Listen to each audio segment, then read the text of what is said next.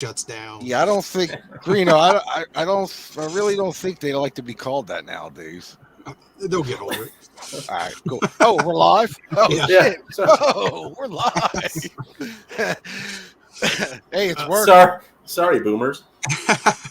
Yeah, it's only been 6 months. We had 4. I checked 4 4. months. I checked. Yeah. But 2 months have been my fault. Yeah, George had a computer crisis. So A computer. Oh, I don't know, man. You guys have been out of the streaming game for so long. Let's see who shows up, man. There's so many streaming shows now. A lot of the guys that hang out in our circles, have their shows going on every other day or whatever. Well, what can I say? They're copycats. I would like to say we gotta really market this, man. We are the OGs. Because I noticed that there's so many going on now, and I'd like to say if you go back and watch our very first Mancave of Doom, we talk about this is how it's going to be. Exactly. Yeah, everybody's going to start going this way, and I think predicted right here. Predicted. Absolutely. So send us some money. Come on. Yeah. The double G's predicted it right there. Reno and George. First and foremost, this is our first episode with the a new co-host, Vance. Well, yeah, I still don't understand that. What I'm supposed to do here? Do I have control of anything? Can I we needed. We were supposed to check that. We were supposed to do that, but all right. Next time. Next time. George got off on that topic about. Well, let's talk about something else now. Yeah. Holy shit! So VK is like a co-host now. Has he been inducted? He's an official. Yeah. In other words, they just don't want to deal with the technicality stuff. Right. No, we don't. That's how George got a new computer. Vance had to get it for him. Get it and plug it in. And pick out his mouse pad for him. All this shit is totally plausible. It is. It totally is. Just sort of a check here as you continue to tell us the story. Well, the other stream I was on, I'm getting kind of booted off because he's selling out to one of the bigger channels. So. Uh-oh. Really? He's probably watching. So, just kidding, Patrick. But not really. Yeah, I gotta check to make anybody on YouTube right now that I can check to make sure we're. Yeah, I can. I've got it up. Actually, it looks fine. Okay, cool. All right, let me see. So we got. Yeah, no, it says we're live. We got 3 people in, cool. which is probably us. Yeah, I just wanted to make sure that we're on there because we got one comment from George Wildheart so far. So that was at 6:50 this morning. Oh no, Bizarro just jumped in. He's lost, I think. I don't know. He's like, where am I? He's playing drums in this picture right there. He's a drummer. Hey, Mr. Bizarro, we're going to be talking about the latest drama from Rachel and that shit that Davis was stirring up too with who was it now?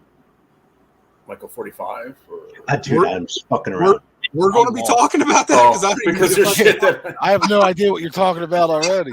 Because there's always some shit flying around. But fuck them. That's what I say. Yeah. Fuck them. Yeah, fuck you. That's what's direct right to him. Fuck you. I don't know who we're talking about, but anyway. All right, so everybody, welcome to the Man Cave. We have absolutely no topic tonight. No, I had a trial. Yeah, we would have been back a lot sooner, but I had some computer issues here. I had to get a new computer. Lost all my art programs. Lost a bunch of shit on the old computer, but I'm here. This is a test run. We just wanted to see if we could do it or not. Yeah, it looks like there is it's going well, so let's just roll with it. Yeah. I haven't gotten any notifications that I'm down, so and there's actually some really juicy drama going on right now. What up, Eric? Community, but I was watching a drama stream when I had to leave to come over here. I was kind of gnashing my teeth a little bit. The drama stream? Wow, what's going on? Well, it's a drama stream. There's always drama somewhere. Right now, there's drama in like some of the left-wing circles where I get news and shit. So it's pretty. I mean, I can talk about it, but I don't think that's what we're here for. So. It's between Brianna Joy Gray and Cenk Uygur, and Cenk basically looks like a total asshole. So he's being eviscerated by everyone else, and it's kind of hilarious to watch. I don't know that one. Yeah, the big drama I see is the MoFi thing. No, I like TYT. Everybody's losing their shit over the MoFi thing. Yeah. Like you didn't think that was happening? Yeah. Do you really? I own a total of maybe. But weren't those guys, the audio files, supposed to already hear that? Dude, Yeah, I know don't give a shit about the MoFi. Seriously, I'll be real quiet tonight if that's what we're going to talk about. No, I don't not. talk about that shit. I figure if that's the game you play, then you've got different problems than I do.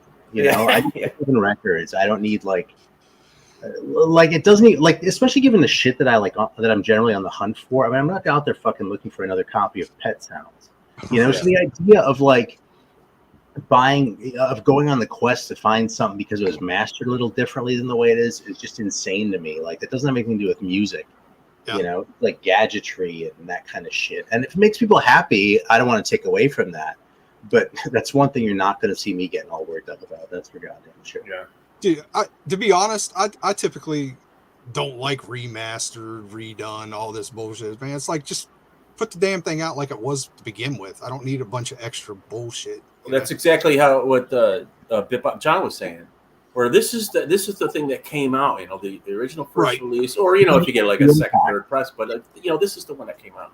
I know you guys disagree with me, but I look forward to the fucking Black Sabbath Born Again remix. That one, yeah, I'm curious to hear it, but I don't have a problem with remixes. Remastered, maybe. No. Not so much. The remixes is when it gets all crazy, I think. I don't have a problem with it if the original recording sounded like shit and they wanted to try to separate instruments more. Like the Dio thing, the new Dio thing. I've been hearing so much shit about, what is it, Holy Diver? Was that his first solo album? Yeah. Yeah, I've been hearing, this is the Dio, the box set. Whatever. Hold on. Let me try it. How do we do this again? It's Dio 4-disc set, right? And it's like the first disc is. Oh, you just clicked off. What's that? You're good. Oh, the first disc is like a 2022 remix by Joe Barresi, whoever the fuck that is, but he remixed the whole Dio record. It sounds amazing to me. I think the remix. Sounds really good, because the original record, if you go back and listen, I think you hear things different now than you did when you were a kid, and especially with beefier productions and since the 80s. Yeah, but how much of that stuff is not being fucked with? Like the new Megadeth, or the first Megadeth album, when that got reissued and was supposed to be killer, you know, finally be able to hear everything, and then you find out Dave went in and put some extra guitars on and all that. That's bullshit. Yeah. How do you know that's not going on the other stuff too? You know, it's like, I don't know, just kind of. Well, I get cleaning it up and all that, but with Dio, he's dead, so like he couldn't go back in and clean it up. Yeah, but the people making money off Dio are still alive. His estate could. Yeah, I mean. Hey, you know something about Born Again, though, specifically, since you mentioned that? I've never really understood why people have such beef with the way that record sounds. I mean, yeah, it doesn't sound like a really great, it's not like the high, like, studio tech wizardry shit like a lot of what you got in the 80s, but a lot of those kind of sound janky anyway, and like they were doing too much coke, you know? Like fucking Don't Break the Oath is the example I always bring up for how it sounds so bright and tinny, it just kind of makes your teeth hurt, you know? And Born Again, I don't know, man. I think that record sounds just fine, and that may say more about the shit that I spend most of my time listening to. I love Born Again. Listen to more Slavic. I think it sounds good too. I'm not. I think could sound better. It sounds great, but again, yeah, exactly. But does it to you sound like you're kind of listening behind a door? It's kind of like low sounding, it's you know. Yeah. I've always said Born Again is like, because people talk about acid rock. Mm-hmm. And it's like, I don't know, whatever the fuck you want to call acid rock. But to me, there's like one acid rock album, and that's Born Again. I don't know why. To me, it's just like, that's the definition of acid rock.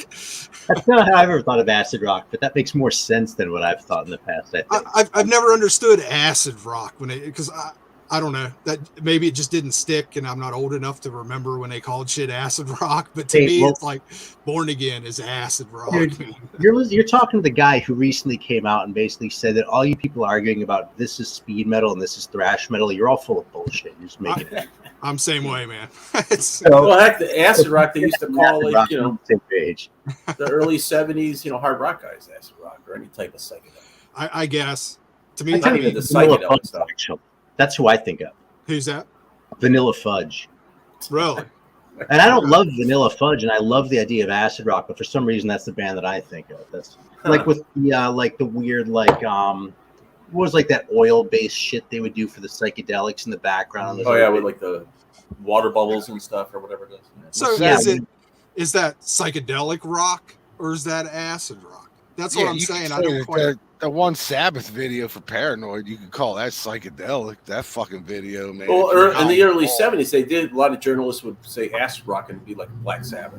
Yeah, you're right. So yeah, but see, I suppose the real differentiation is that I would draw between acid rock and psychedelic rock would have more to do with strychnine than acid per se. Because they would. Okay. They would have that band Crow. Remember that band Crow? Yeah, I got it right here. Evil Woman. Yeah, that was rock. Considered an acid rock record or an acid rock band. Yeah. Well, yeah, I know that shit. Back then, I don't think they call them acid rock nowadays, but I think that's what I mean. Maybe I'm not old enough to understand that definition because I've never got it. I think acid rock was like a term in the 69, 70, 71, somewhere around there. Yeah, really early. Yeah, but then I think that morphed into psych or it came psych from or metal, actually heavy metal kind of. Probably came from psych, yeah. So we all agree that Born Again is the only acid rock album. There you go. Yeah, I think so. I didn't agree at the beginning of this conversation, but I do now. Well, then we're done. Thanks for everybody tuning in. All right. We'll see you next. We just sold MT on that. There's something about that album where it's all. You win. There's What's something up, about that Teddy? album On Sound Rob. What's up, Eric? That's so trebly and all that, man. It's just like, goddamn. But like, you don't like you don't like when they do remixes or shit like that for older. Like, have you checked out this Dio one yet? I don't go after specific. No. Yeah, I don't really object. I just don't care. You know, I'm not going to. Yeah, I'm kind of the same way with Aaron. Yeah. Like, don't get me wrong, I bought the Metallica box sets for the first 4 albums and all that, and I knew all that shit was redone, but I wasn't getting it for that. I was getting it, because it was a giant cool box set. Yeah, you're talking remasters though, or things like that. What that whole debacle with the lo-fi obviously was for those 45 RPM pressings and those higher quality ones, and those are the ones I don't. I mean, I think I have 3 Mo-Fis, and I never paid for any of them. One was a gift, and 2 I got a collection. So. I'm not seeking those things out, but like you said, with the remasters, or that's a little lower price, and I'll pick some of those up depending. Now, I don't know. I bet I probably have 20, 30 Mo-Fis that I've picked up used over the years. I think the only ones I've ever bought brand new was when they did the 2 Priest back in like 2015 or whatever, 14. Yeah. But anyways, they're all cool. They sound good, except for. Steely Dan, what is it? Whatever, Asia. Yeah. Asia?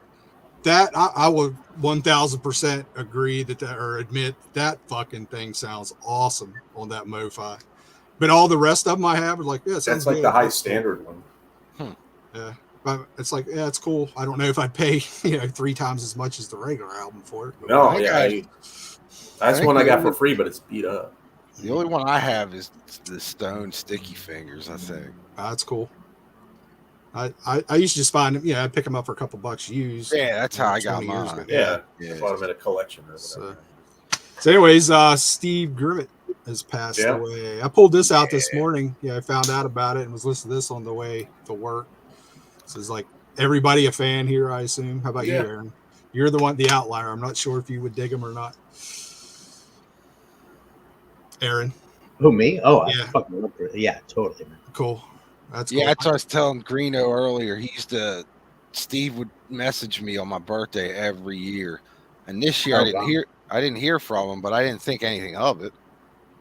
So I don't know if he was sick or he must have been sick for a while. But it's been like over 10 years he's been messaging me. So well, let me ask you guys a question. I just grabbed a best of. I don't know. It's old as crap. And listening to this today, it's like these guys had solid fucking stuff, man. It's like why?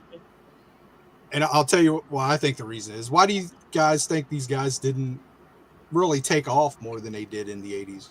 Like, I think they should have been like at least to the level of a Wasp or something like that.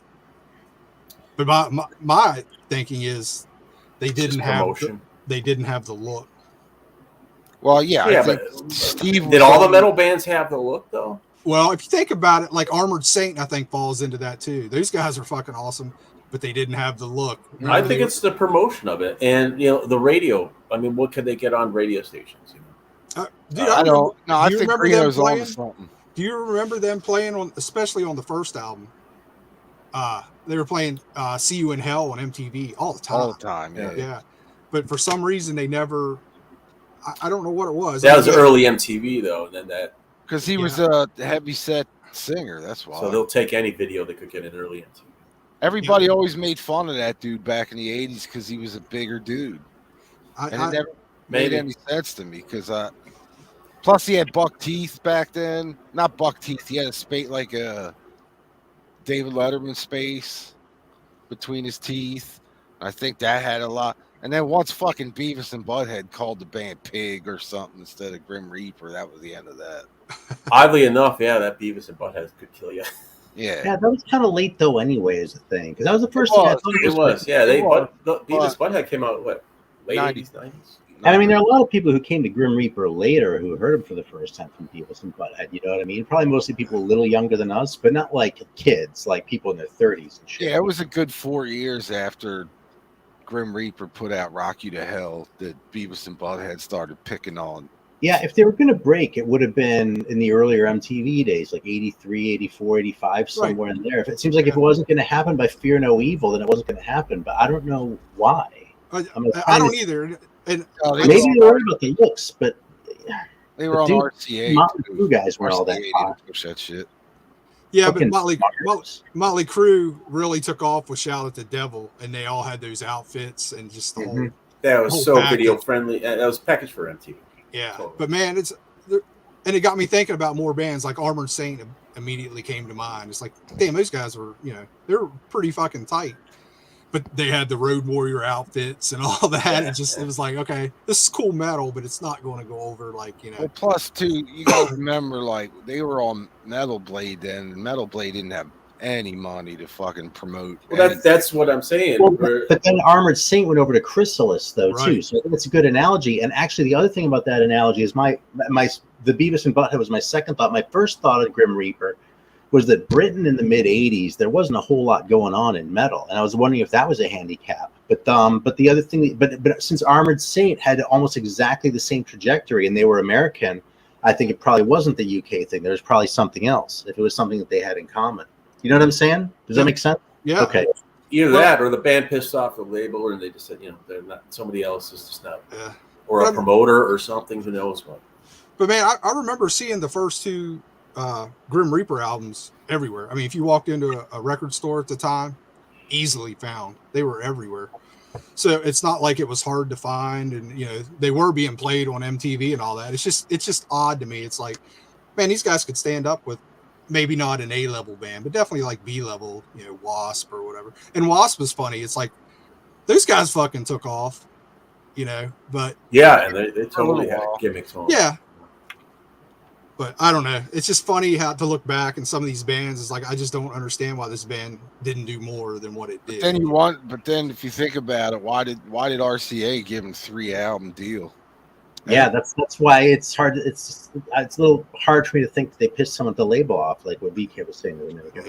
I mean, maybe Twisted Sister did that, but then Twisted Sister broke eventually too. Yep. And that's the only example I can think of where there was that kind of antagonism with the label, but they still kept getting records put out. But I'm also not an expert on that kind of shit. I don't really pay as much attention to business as somebody else. Now, what do you think about Twisted Sister? If they had come out straight out of the gate on the first album, just in denim and leather, which they looked cool in. Yeah. Do you think they would have taken off immediately instead of having to wait till the third album, basically, to really? Well, I don't know, because they took off overseas. I mean, are you saying coming out with Stay Hungry as the first album? No, coming out with the look. Like the look on ditch the look. You can't stop rock and roll. The blade. Yeah. Under the Blade, the first one. Yeah. I think if on Under the Blade, if they'd sounded like that, but they looked like Stay Hungry, it might have been too much. Because they were pretty fucking glammy in '83, and if they looked like that in '81, I don't know if that would have flown, but maybe it might have. I think that they fucking delivered that shit too. You know, they were awesome on that first record. Oh man, the first 2 albums I think are just like phenomenal, and then they go, you know, MTV, whatever you want to call it. It was definitely okay. Now we're making like MTV. If you're like Bananas and you like that aesthetic and you can hang with that, cool. If you're like me, forget it. It's over. Yeah. I can't stand that shit. You know? I really can't. Checking out some of the comments. You know, it's funny, speaking of production too, and again, this is probably more about the kind of shit that I don't want to listen to, but like maybe just a few months ago, I pulled out Eliminator and put that on, and I hadn't played that forever, right? And I was like, I can't believe how good this record sounds. Really? There's our ZZ Top reference of the show. Yeah, there you go. Hold on. Dude, I haven't listened to that forever. It's really going to surprise you, huh? I haven't listened to Eliminator forever, man. Yeah, well, neither I. And I was like, oh, you know, I always kind of poo-poo this record and say, oh, all I hear is the synth and shit. I actually haven't listened to it in a while, so let me hear it. And I was like, yeah, I still hear that fucking synth that pissed me off last time I played it. But it sounds fucking fantastic. Yeah. And I still really like these songs. So what the hell, man? One of the things with that album is it's one of those overplayed MTV playing this shit. It was huge. So it's still hard to go back to. You know what I mean? For me, like Mental Health. Yeah. Same way. Well, yeah, I could turn on probably radio stations here in Chicago and hear at least those 3 big songs within the hour. You know, it's like crazy. Anytime I hear that shit, I'm like, next. I've heard it so much. Thought I'd pulled this out because I just got finished watching Vance's Chicago Record Hall. It's like, man, I haven't heard that forever, man. Such a cool album. Funky as fuck. Yeah, lucky found that copy of that. Yeah, that's I saw a GMRN fair right there too. What's that? That's a classic GMRN record right there too. Absolutely. It's probably what inspired me to say, oh wait, I've seen this before. It's like used to see his albums all the time, man, real cheap. I probably got like 4 or 5. Yeah. But it's been years since I played that, man. I'm happy you showed that. Out of everything you showed, it was like, man, I'm gonna pull that out and spin that out and heard that forever. Yeah, it was a good haul. I've been on it. Anybody see the Elvis movie? I did. How is it? What'd you think, Vance? It was all right. I mean, you got to remember the director kind of made it kind of flashy, and it was all right. I mean, I didn't regret seeing it. And, you know, it's not like, oh man, I just wasted money. But I don't know if I'll go see it again. I feel the same way. Yeah, it was just all right. It was another Elvis movie. I thought the last half of it was better than the first half. Did you? I mean, I did kind of like the when they're kind of talking when he was going through like the carny kind of the tent kind of crowd that they would play around, and you don't hear too much of that, but a lot of it's just rehashed stuff, you know. And it was just that Boz. I think isn't that Boz Lerman who directed it, so it had that kind of flashy like whatever other movies did. The fucking cut scenes. Everything's a cut scene. I was like, Jesus, man, what the? Yeah, I'll be honest. I was so surprised when I saw that pop up and it's like they're doing an Elvis video. Mm-hmm. These younger people don't give 2 fucks about Elvis anymore. It's like, I wonder how well it does. Yeah, I think fantastic. He's gonna win an Oscar for it for sure. The kid was amazing in it. That was the saving grace of the movie for me was his performance in it. Yeah. I don't know. I just kind of. I fucking hated Tom Hanks in it. I wasn't. Maybe that's what was bugging me about it too. I didn't know he was in it. Yeah, he plays the Colonel. Oh, really? But the Colonel did not talk like he did in the movie. I don't understand why they went with the Dutch accent. Colonel had like a southern drawl with a little bit of a. You'd hear his accent come out slightly, but the movie is today the anniversary of his death, or was it? Yeah, today, the 16th. George, let me ask you, how do you guys do with Elvis records in the shop? Well, I play a lot of Elvis in the shop. Do you sell a lot? Yeah. Really? Oh yeah. When you play it, or just anytime? Do you notice that if you're playing it, all of a sudden a couple of people walk up with Elvis records? Especially since the movie's been out. I bought. Let me think, man. About 6 weeks ago, I bought over 100 Elvis records from this one woman. Jesus. And I think I have maybe 30 of them left. Wow. and that's in like 6 weeks, and that's because of the Still, movie. that's Yeah. well, they're moving still. Though that's good. Well, I priced them pretty cheap too. Yeah. 8 to $12. Most of them. She didn't have anything that was like. That's what was good about it. Is she didn't have like originals. They were all represses, but they were perfect. Like it was amazing. She had everything. A couple shops I used to go to a lot when I was digging a lot. I've actually been in there and seen like people bring in, a handful of Elvis records, and they're like, not interested, thanks. And the people are like, you don't want Elvis records? It's like, look at the Elvis section. Yeah. I don't need any more. We don't sell them. I mean, they're just turning people down. And I've seen that multiple times at these shops. That's because there's millions and millions of each record. Yeah. But it's just, I mean, it's, I'll admit it, the guy was huge. Huh? I think you're right that people don't give a shit anymore. That's what surprised me about Elvis, because and that's what gets me. People still freak out. You can go over in Rachel and they're talking about the Beatles every fucking day, And I mean, they're boomers, right?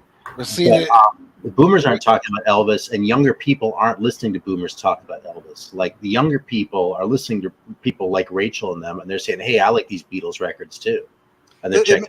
Not doing that. But what you're forgetting is a lot of the Elvis that's being sold right now is more when he came back, like the 69 to he died, like the RCA, the 69 70s stuff. That's the shit that sells. Everybody already has the Hound Dog, all that shit. You know what I mean? But like people want the soundtracks to the movies. Like I had. Well, that's how they're getting it now. Look at Queen. Yeah. When that movie came out, that the kids that's how kids discovered them through that movie. So they're buying the soundtrack. I don't know if they're going back and buying albums. But you're talking about soundtracks like GI Blues and Blue Hawaii and shit like that, right? Or are you talking about newer soundtracks, George? No, that GI Blues, that one I can't keep in stock even when I get a shitty used one. Yeah, no, because I'm so surprised because VQ, that's what I would have thought too. But I mean, I guess I just haven't seen it, Yeah, I mean, I put it this way. Her Elvis collection was especially around here. Elvis was a big deal in Philly. So her Elvis collection was probably the first Elvis records I bought in, I want to say, over a year. We just don't see them. You got to come down here, brother. Yeah, we don't see them here. I don't think I don't need them. I have plenty of Elvis, but when I get a collection like that so clean, I got to buy it. Even like the other two were like, what the fuck did you buy all this Elvis for? Like, first I got it cheap. Second, the movie's coming out. And it just makes me think, are we ever going to get to the point when the Beatles fall in that category too? Not in our lifetime. Yeah, I don't think so. No. I don't get it. I don't. Because again, I'm not a Beatles fan, but I just don't get it. It's just like because the Beatles, Elvis will disappear. Not disappear. I don't know about disappear, but not disappear, but he'll be. Depends how the estate markets him. I mean, that's what this movie was. A couple decades from now, will he be on the same level as like Little Richard, B.B. King, those kind of guys? Probably.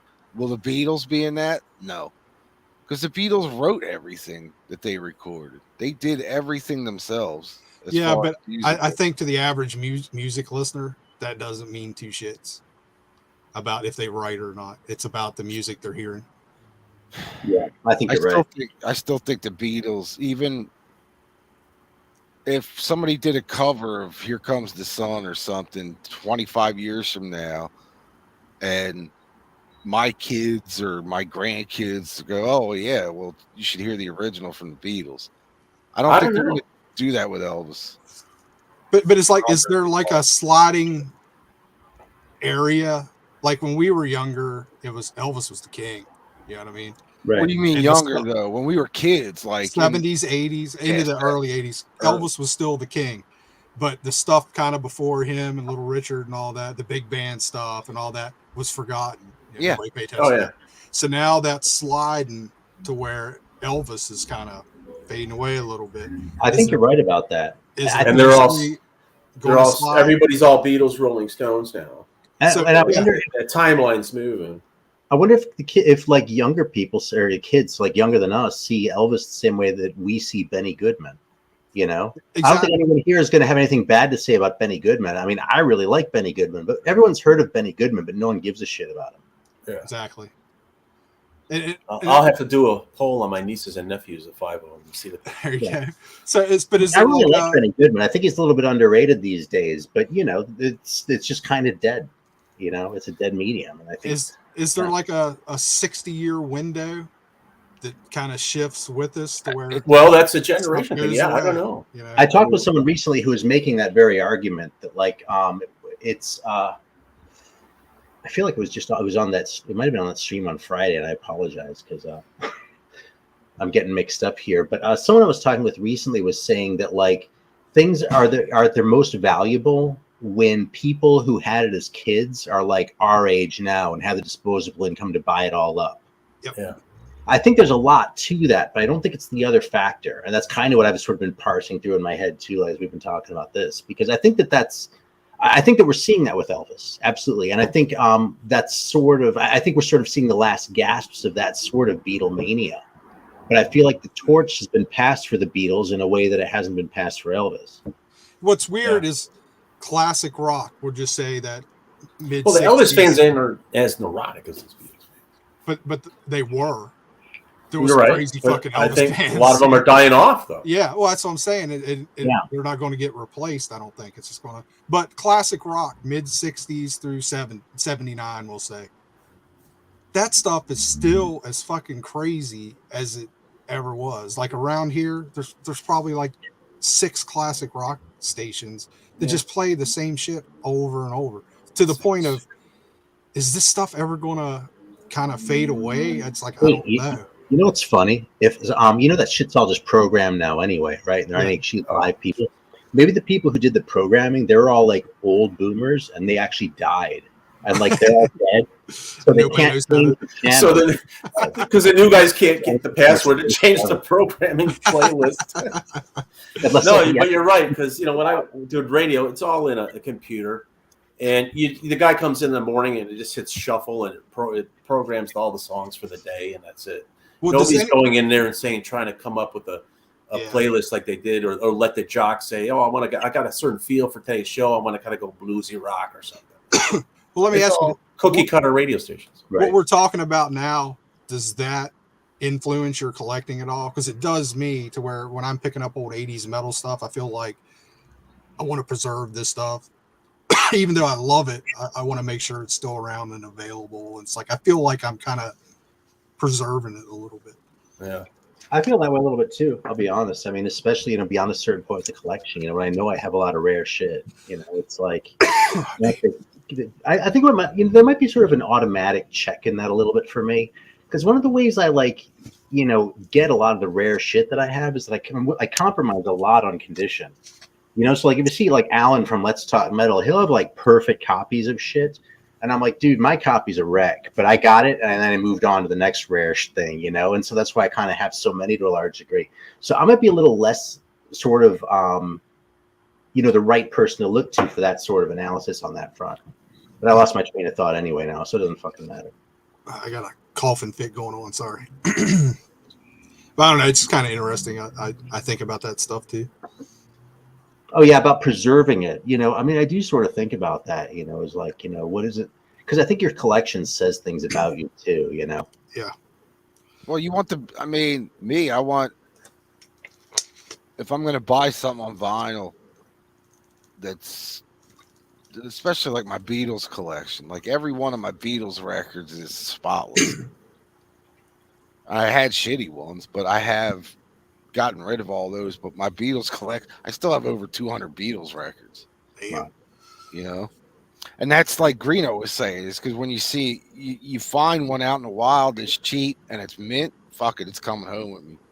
Yeah. If it's like $10, especially like the White Album or something that's got the posters in it, because that's something like if I get an upgrade and I have, even when I get home and the one I have is better than the one I just bought. I got 2 boys and a daughter that like the Beatles now, so I can give that to them, I had that mentality in the, I guess, the late 90s through the early 2000s, where it's like when nobody wanted vinyl. Yeah. You know what I mean? And I would be out and okay, this is the 5th copy of Power Slave, Iron Maiden, but it's $1. Right. I'm going to give the guy $1 for it and preserve it. Yeah. That's how I have so many doubles because of that. Not after the vinyl boom and everything went up in price, but you were finding it cheap, and I felt like if I don't take this home and take care of it, something's going to happen to it. Yeah, the guy's going to trash it because he didn't sell it. Yeah, that's a fucked up thing in my head, and I admit that, but that's kind of what I felt like I was doing. Is like, man, I want to preserve this stuff. But guess what? I thought of that. I guess sometimes, not all the time. What's that? What'd you say, George? I said we don't do it anymore because you can't find cheap, good vinyl anymore. But what that means is that it doesn't need to be done anymore.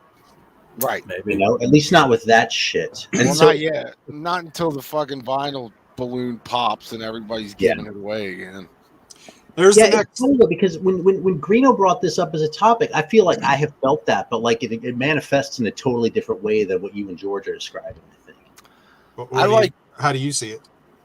Well, like for me, it's more about like having like the weird shit and sort of getting it into one place, and like having sort of library of just like insane shit that you're not going to be able to encounter other places. You know what I mean? But also having the basics with it, right? Like the classics are there, you know, but sort of within these sort of confines. And that's part of why like I collect metal and I collect jazz, but I don't really collect just like classic rock in the same way. You know, that's kind of more.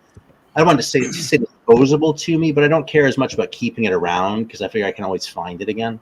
Yeah. You know what I mean? But that's exactly the point, because like what you're saying about keeping the Beatles record, like the preserved, like pristine thing, like, or what you were doing where you were just sort of keeping copies so they wouldn't end up in someone's trash, you know?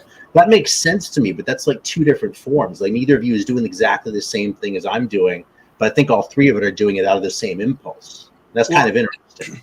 Well, I got to a point where if you do this long enough, you kind of have all the big name stuff, you know what I mean? Oh, totally.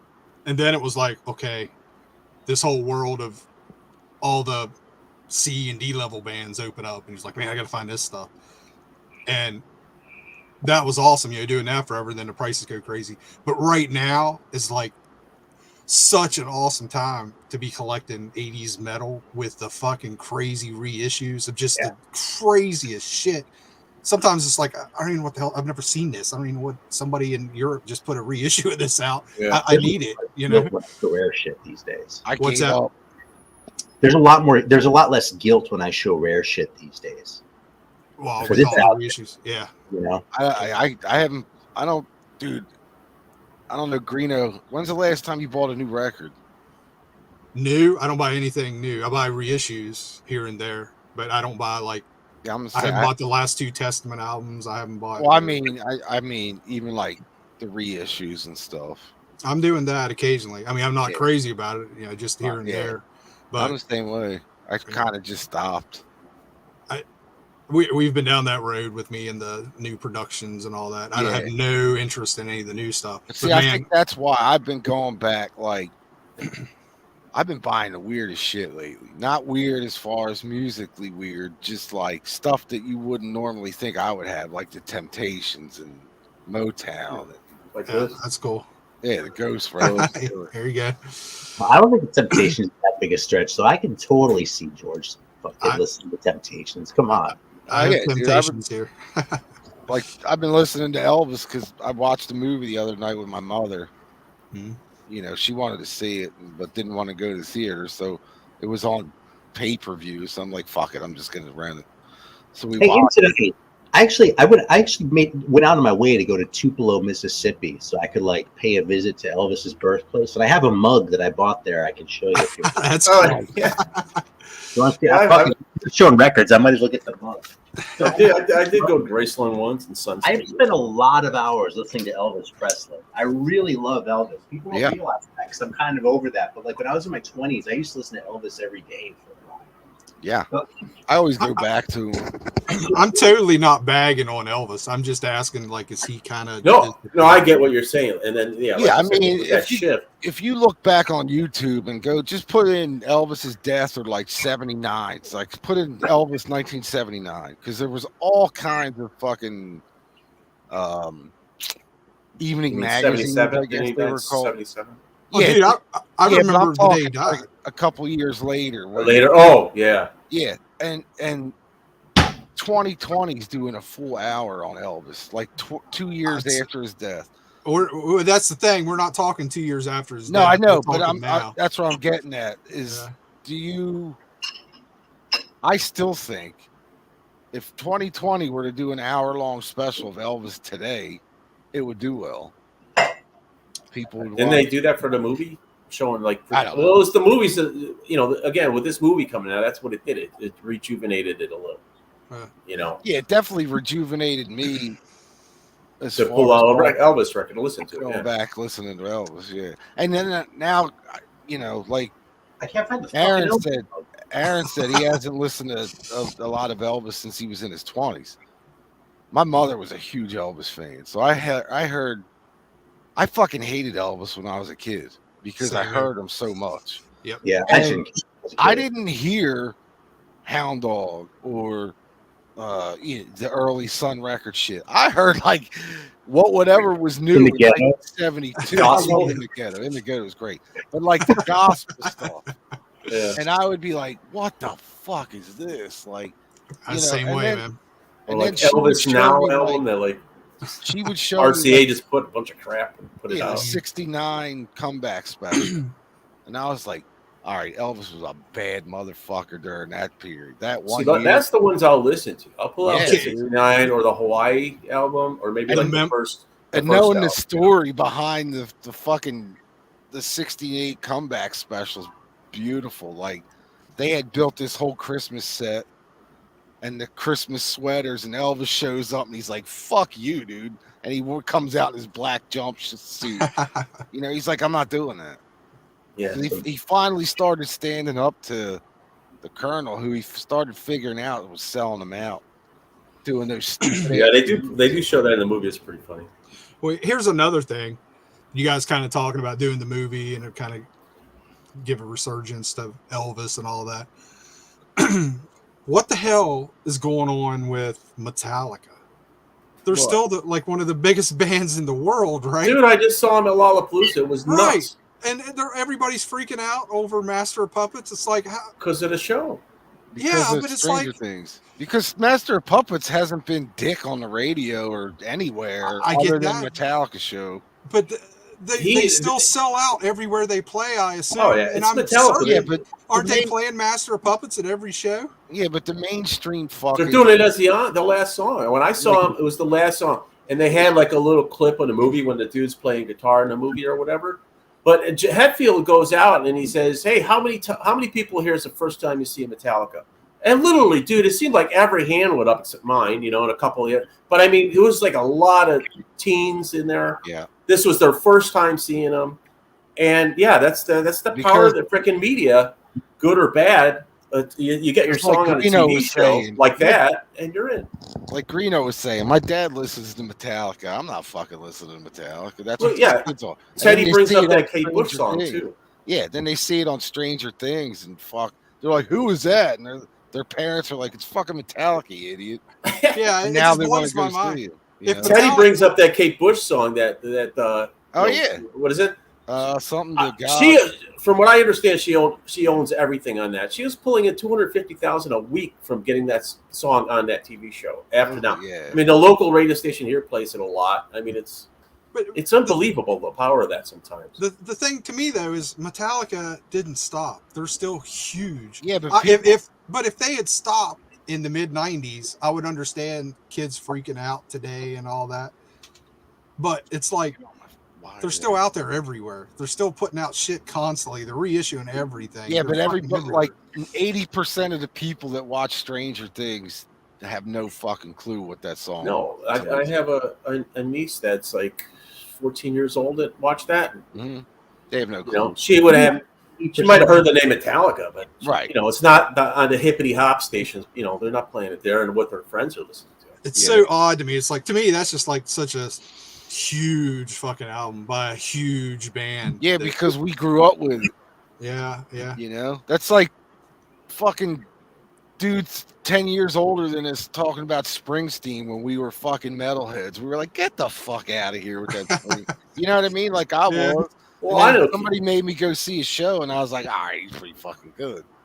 The only thing I can you think of back? Okay, let's say when we are in our teens. Can you think of a movie or a show that brought up a song like from the 50s that made it big?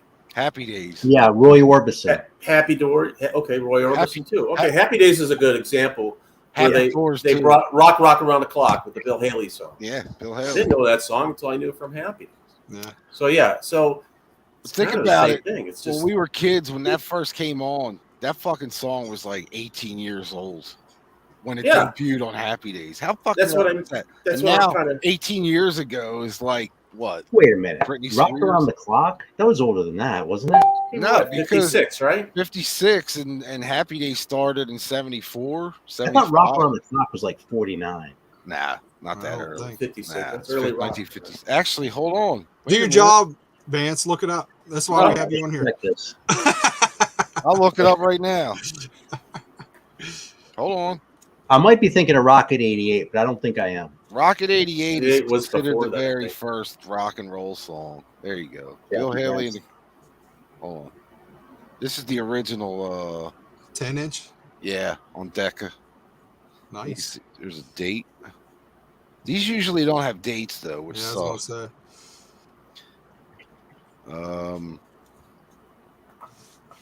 think it's 1956, man.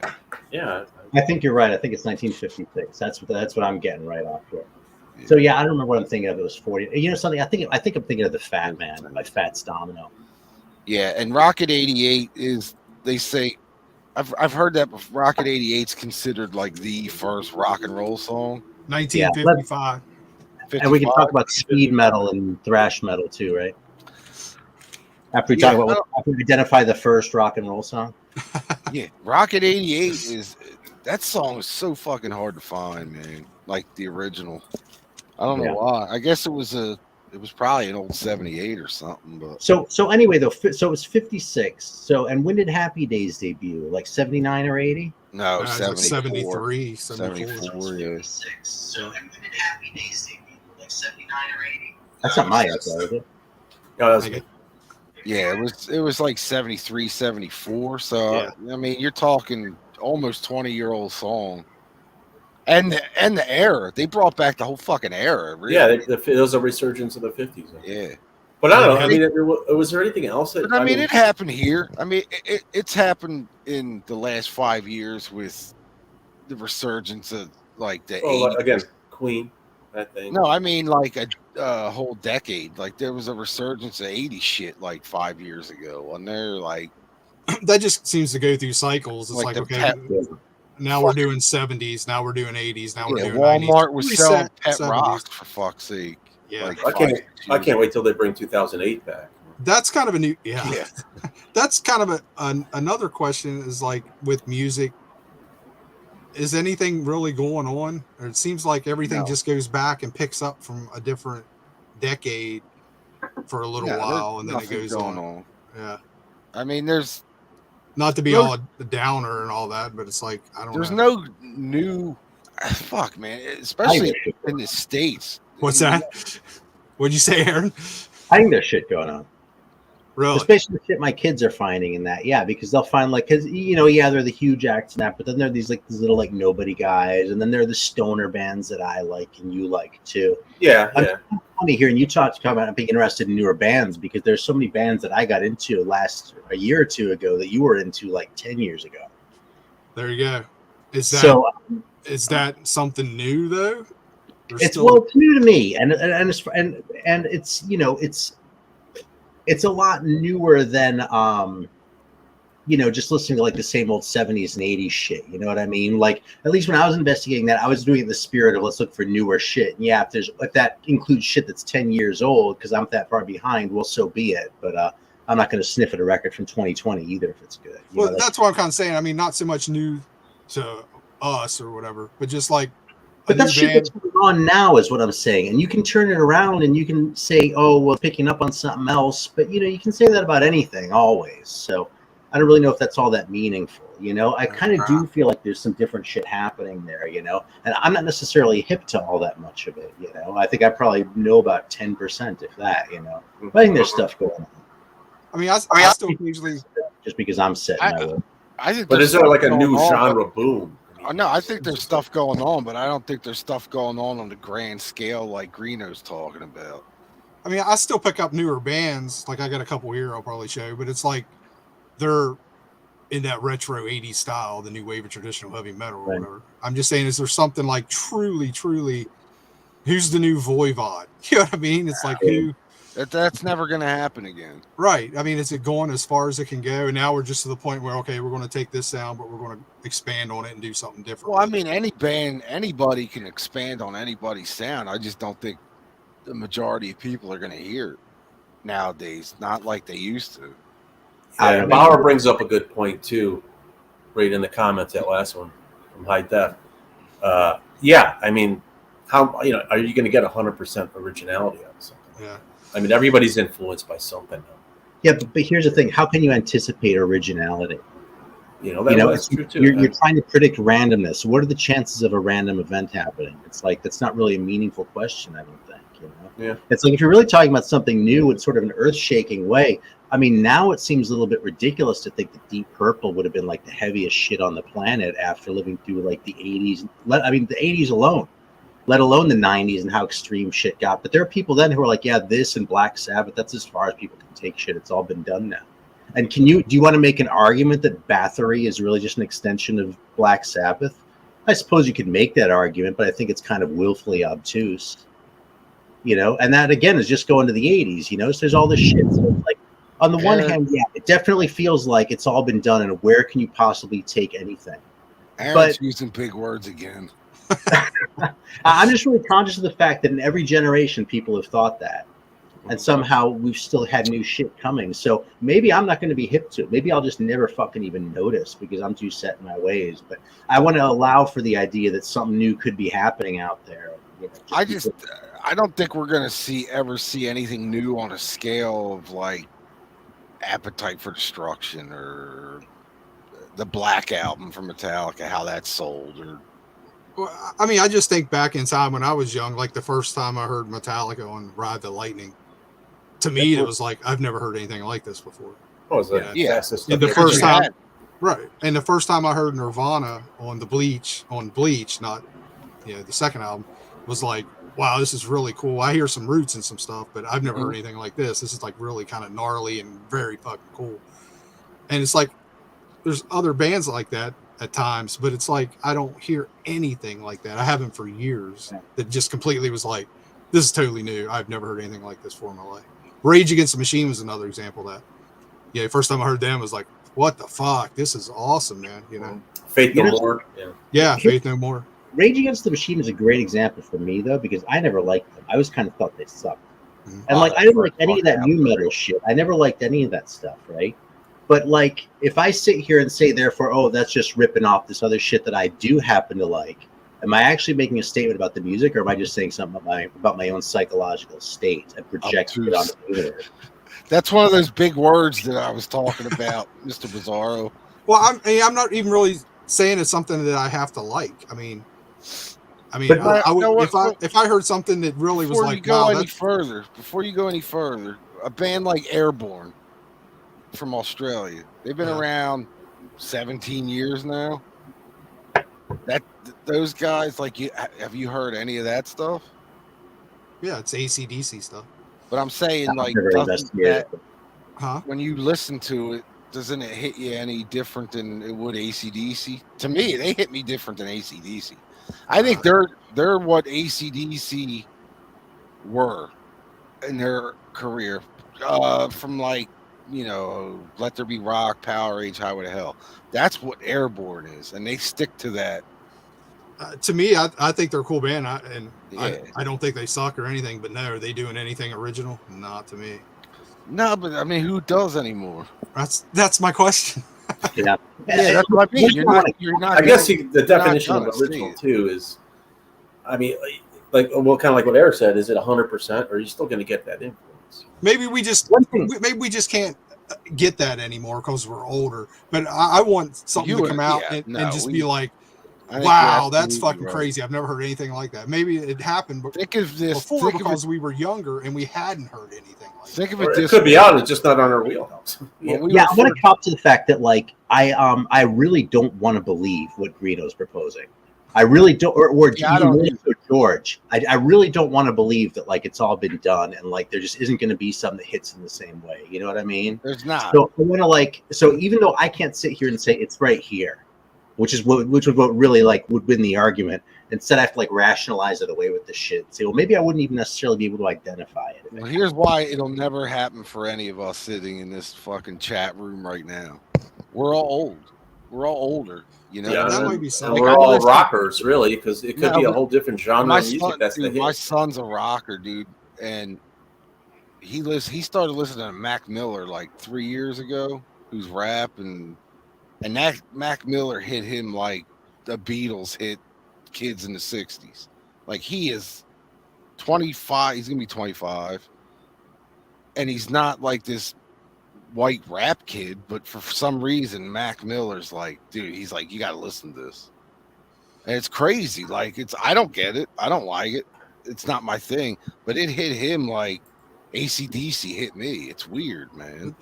But then again, we all have certain albums where we're like, God damn, I love this album. It's just so perfect. And everybody else is like, You got to "Yeah, it's remember, cool, man, it's when all right," we were but, his, when but we it were hit there, me for some reason.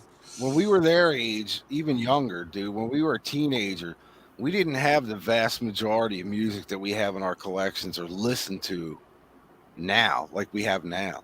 So Oh, no. everything was fucking new to us back then. You know what I mean? Like the Doors at some point was new to us. So Well, that's a good kind of segue. So I mean, think about it. I mean, let me finish. The more you live, the more years go on, the more music you absorb into your brain. The more jaded you get. No, it's when you hear a new band, say like Greta Van Fleet, I was just getting ready to say that. right? I would assume all of us fucking hate them. I hate them. I don't. I think don't. the singer's terrible. The band's good. The singer's fucking rotten. I like get. I don't hate them. They just don't do a But- lot for me. But again, we heard it all before what they're doing. The kids that are going to see them have no fucking clue who Zeppelin is. Man. They're just ripping off Kingdom Come. No, actually, that's not true, true, too. George. Because a lot of those, I've Well, seen them I shouldn't say they don't know. They're going back discovering that because people are Right. comparing them to this Right, band. because that's how I discovered Muddy Waters, Lightning Hopkins was because of AC/DC. So, and now that's all I listen to, other than shit here and there. Is my blues collection is what I listen to. Well, let me ask you guys, like you kind of touched on, George, like when we were younger and didn't have as much crap. No, it's not that we didn't have enough. Well, I'm not saying much that. crap. Is our minds didn't have as much music in it as they do now. Does that make sense? Yeah. Yeah. Kind of Well, like when you start a new computer and you just keep you keep adding music to your file, and Well- after a while you're going to have 15,000 songs into your file, like your brain. But when you're a kid, any little thing that you hear that intrigues you, you go, whoa, what the fuck is that? Or what is that? That doesn't happen to me now when I hear new music. It doesn't And me I think- either. I think that's one of the reasons why. It's like it's like the older we get, it seems like time goes faster. It's like you blink and it's 2 years, or something happened and you're like, oh, well, that was like last year. And my wife would be like, no, that was 4 years ago. It's because our mind is, when we were a kid, we have nothing in it. You know what I mean? We have nothing to Compare it to? you're right. There's nothing to compare anything to. So as you get older, your mind fills and your memories fill, and now it just seems like we're on cruise control now.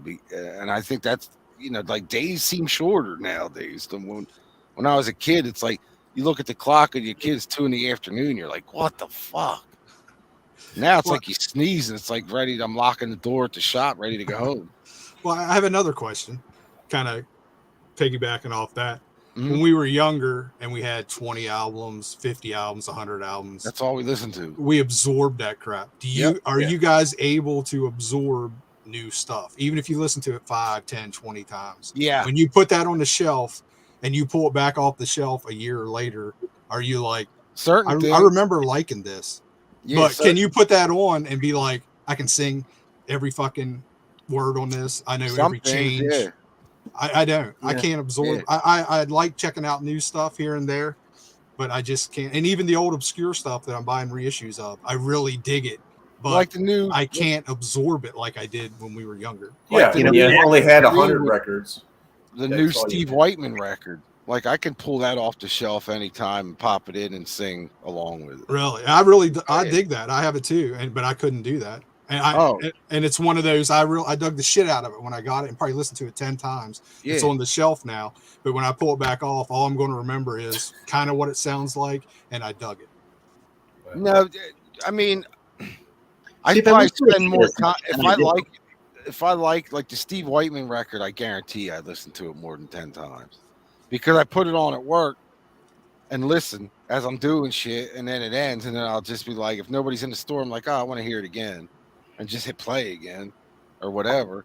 And then I'll find myself like humming or singing along it's weird, but yeah, there is bands like Airborne, their last record, I could probably tell you I could pull off but I've listened to those records a lot of times though, in one small, when they first came out. What was you going to say, Aaron?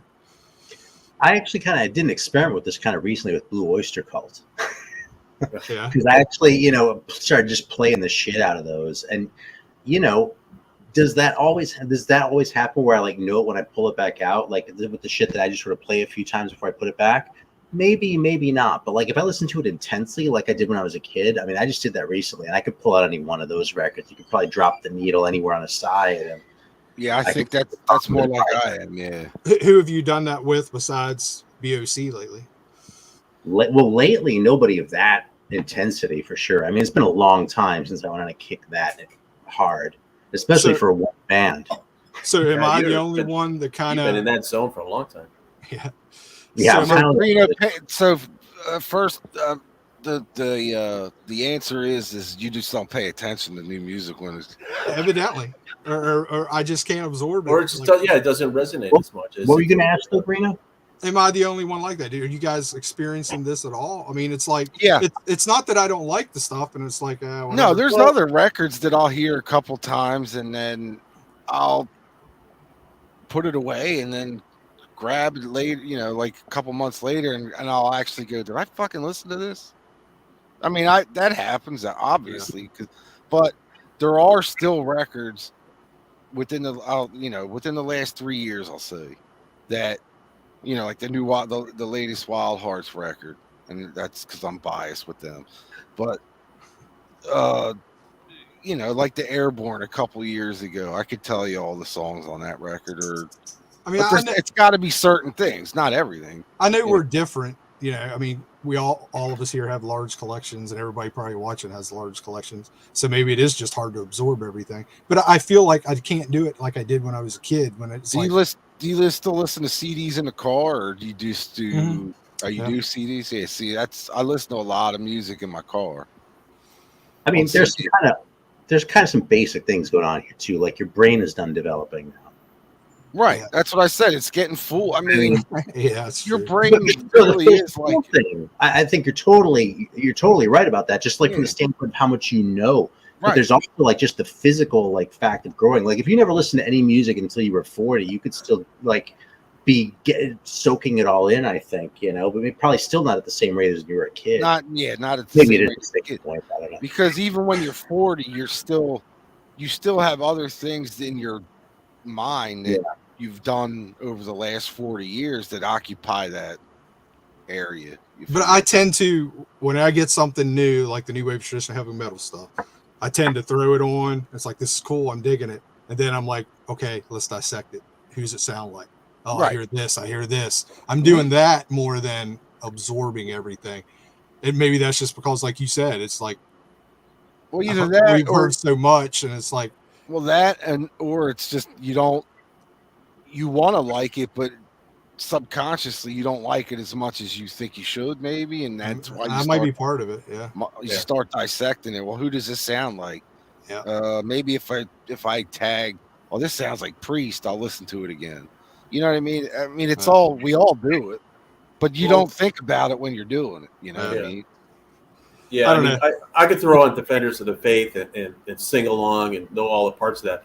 I could throw on Firepower, and I haven't sucked that in. You know, I haven't absorbed that like that. You know, right? Same band, same sound, and everything I like. Like Firepower, I wouldn't be able. I could probably, I'll remember some of the lyrics on some of the songs, but not like Screaming for Vengeance. Yeah, that's a good point. So, but that's an example, just using the same band. What something new. And plus, you don't even know the style.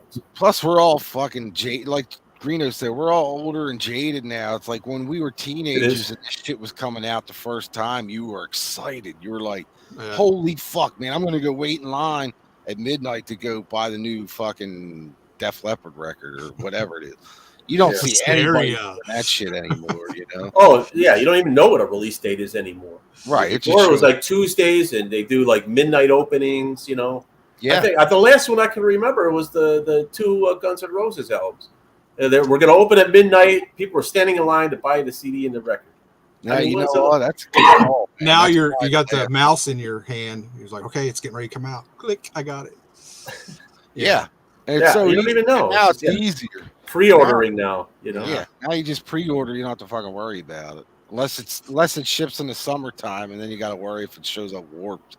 So, anyways, I would like to say thank you guys for helping me with my struggles as an old man record collector. So, dude. All right, Grandpa. Dude, and this is gonna sound fucked, but when we were during that whole pandemic thing, man, I wrote a lot, and by writing, I was like, holy fuck! You start figuring shit out, and then I started researching the little thing, and the whole thing with the brain makes sense to me now because the guy was explaining it way better than I can, but your brain is like a hard drive, you know, once it gets full, no matter, you're not going to know it's full, but you start forgetting shit. And then something will trigger that memory where you're like, you haven't thought of something in 30 years and a smell or the way a sun hits something, you're like, holy fuck. And that happens to me.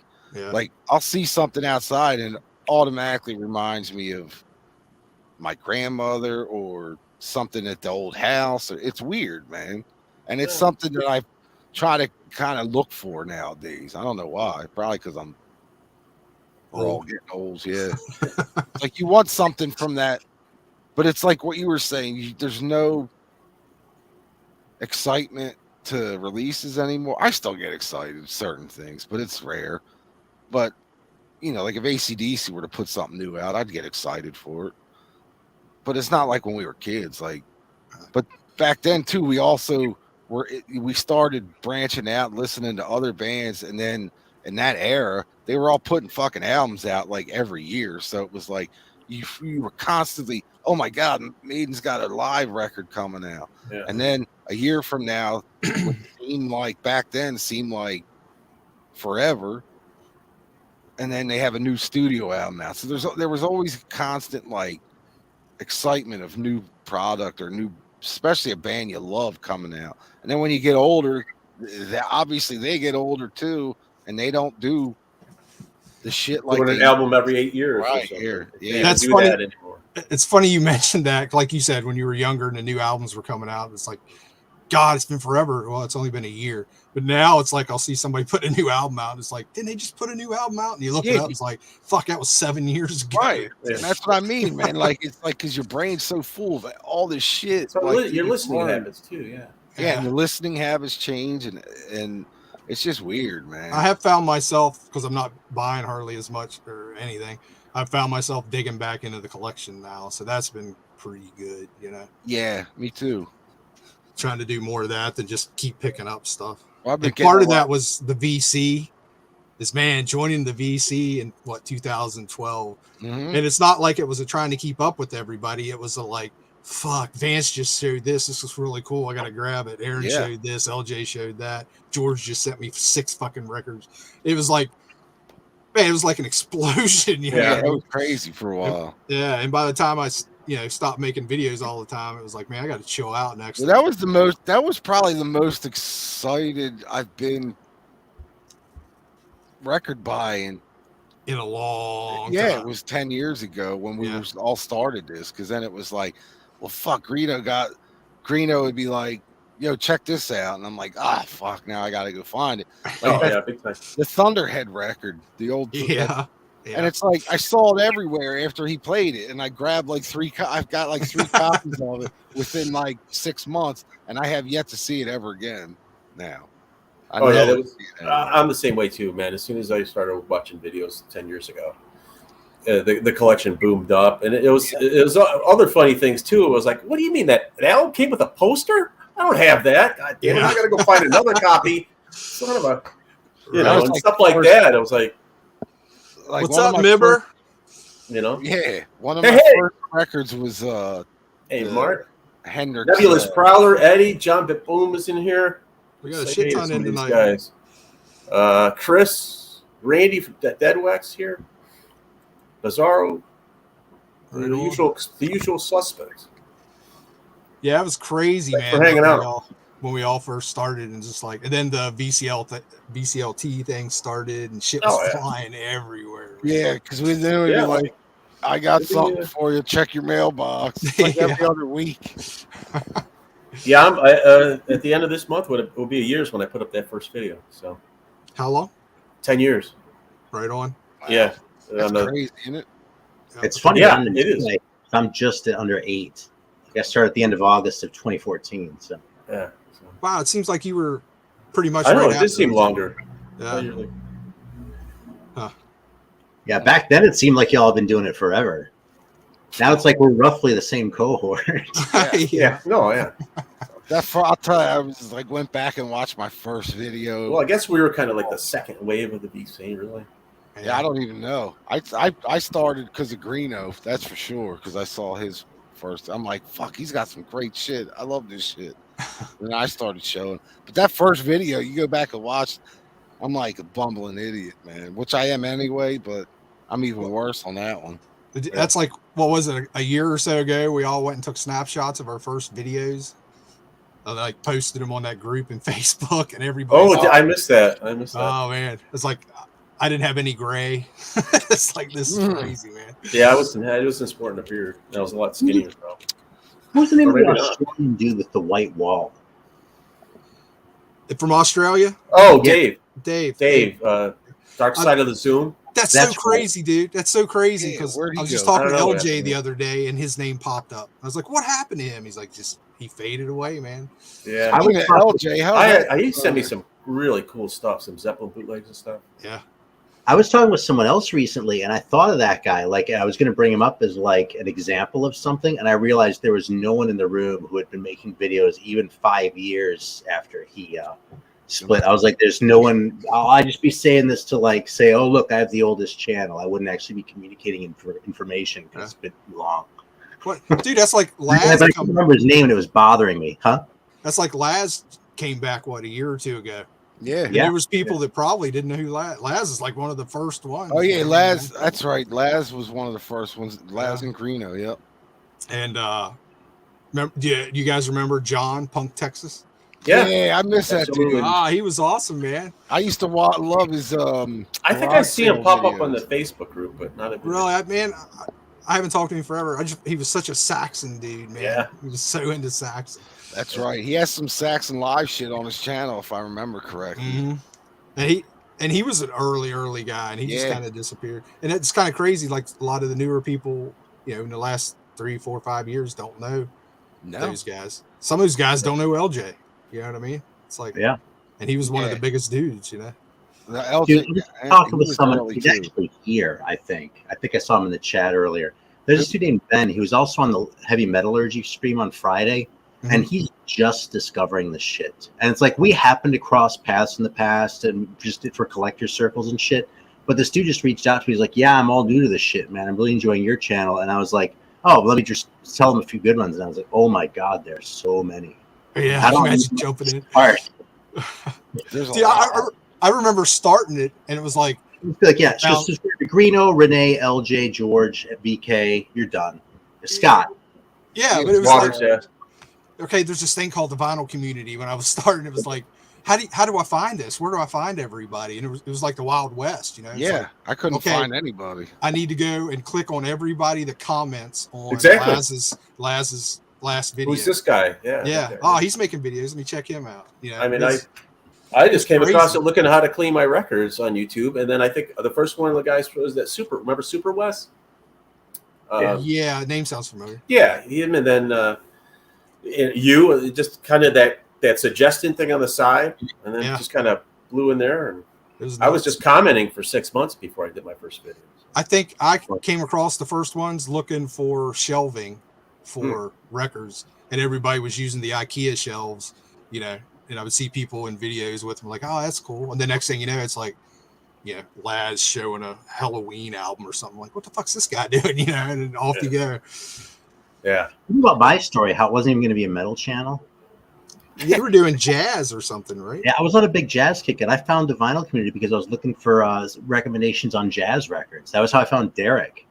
And like, he had some good shit, but he shows a lot of that ECM crap and a lot of just kind of. Oh, Derek, I remember him. Yeah, he's still doing videos every day.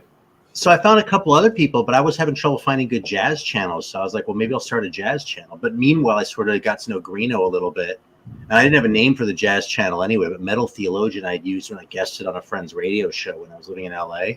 Yeah. So I was like, I'll just bust that out against Slap It Together and see what happens. And then I was going to take my video down the morning after I made my first one. Really?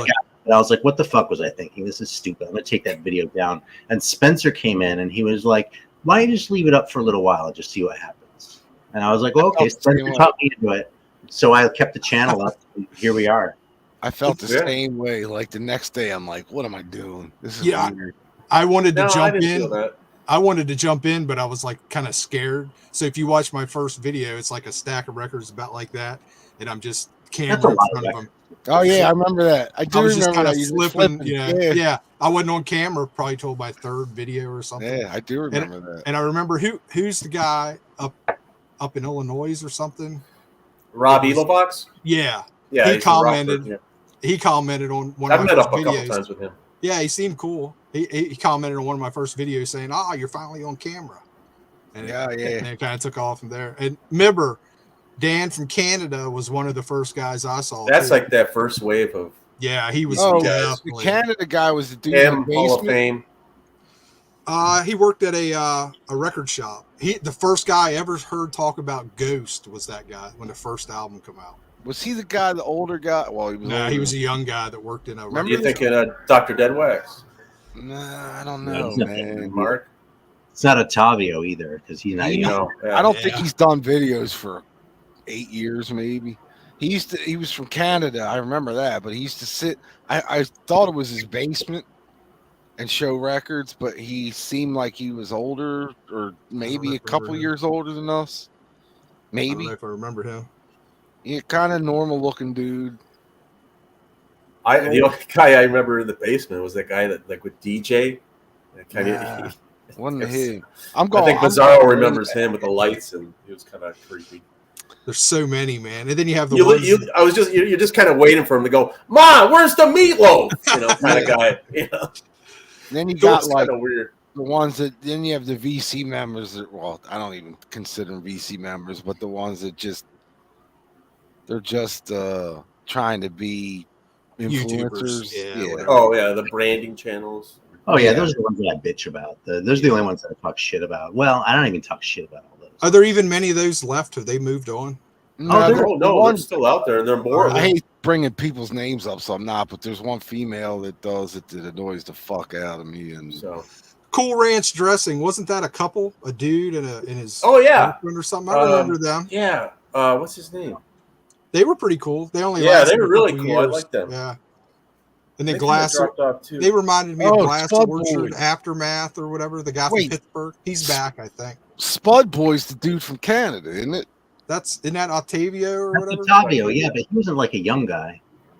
Yeah, he was like he was a little. But he was in older his than us. basement, I think. Yeah. I think he was in his basement. Wore but- glasses. Yeah, That's kind him. of Yeah. hulking. I Oh yeah, I think- love him, dude. He's one of my favorite channels. Yeah. It came from Canada. Yeah, I paid tribute to that in one of my crazy. titles, but I don't think a Boys. single person got it. Like I said, did something about Canadian metal. I called it "It Came from Canada," and like spelled it with it in caps like he did, but no one noticed. So. Yeah, Spud Boy. Too That's late him. on it. I'll have to go back and look. I have a question. Hey, He's not up. He took his shit down. Oh, he did. I hate when they do Oh, that. God. Leave. I If hate any of you fucking people make videos, never take them down. If you're tired of the VC, leave. I don't make videos anymore myself, but I left all my shit up. It's there, Yeah. man. Go watch it. Good shit. Hey, highlight Larry the That's Alchemist. nice too. I don't remember John, his name. I have a question. Like, John, you're a newer guy, man. Your channel is awesome. So you've been in it for like a year. Do you ever go back and check out like the earlier stuff, from like 8-10 years ago? I just kind of wondering. I mean, because I know, a lot of newer people coming in. I wonder if people are actually going back, and because I remember when I first kind of started, I went back and checked out all the Lazes. I went back and checked out all the LJs, I still have a sick collection. I'll still do a shout out. I mean, I've shouted out you guys on the channels and put your links to your channels and say, hey, even though they might not put up a video once a year or something, That's just cool. But be that connected, that was a big thing back when we were doing it to begin with. It was like, hey, if you're digging what I'm showing, check out, check out. And that's how everybody kind of found people too. Remember, you're right, Shelly. I totally forgot about Cool Ranch Dressing. That's crazy. I don't remember a Cool Ranch Dressing at all. I do, yeah. They were only active for a couple years, weren't they? Yeah, it's really short. Robert Z. Oh, he's still around. He drops me Boston text Rob. messages all the time. We forgot Boston Rob. That was my boy. What's up with him? Does he make videos anymore? Or? He did. Yeah, very sporadically, but he always comments on my stuff. Yeah, He always there. A month. Yeah. That dude was the heart of the VC, man. He still is, I think. He commented he's always on commenting. You could have been Always showing commenting. a dog turd on a record, and he was going to comment something nice about it. He was such a. I cool try. dude. I've contacted him to have him come on. but Really, that'd be cool. Yeah, he I got to talk to him. he's not interested yet. So Yeah, I think he was getting some dental work done the last time that I talked to him, and he didn't want to be on camera until he got it done. So That's cool.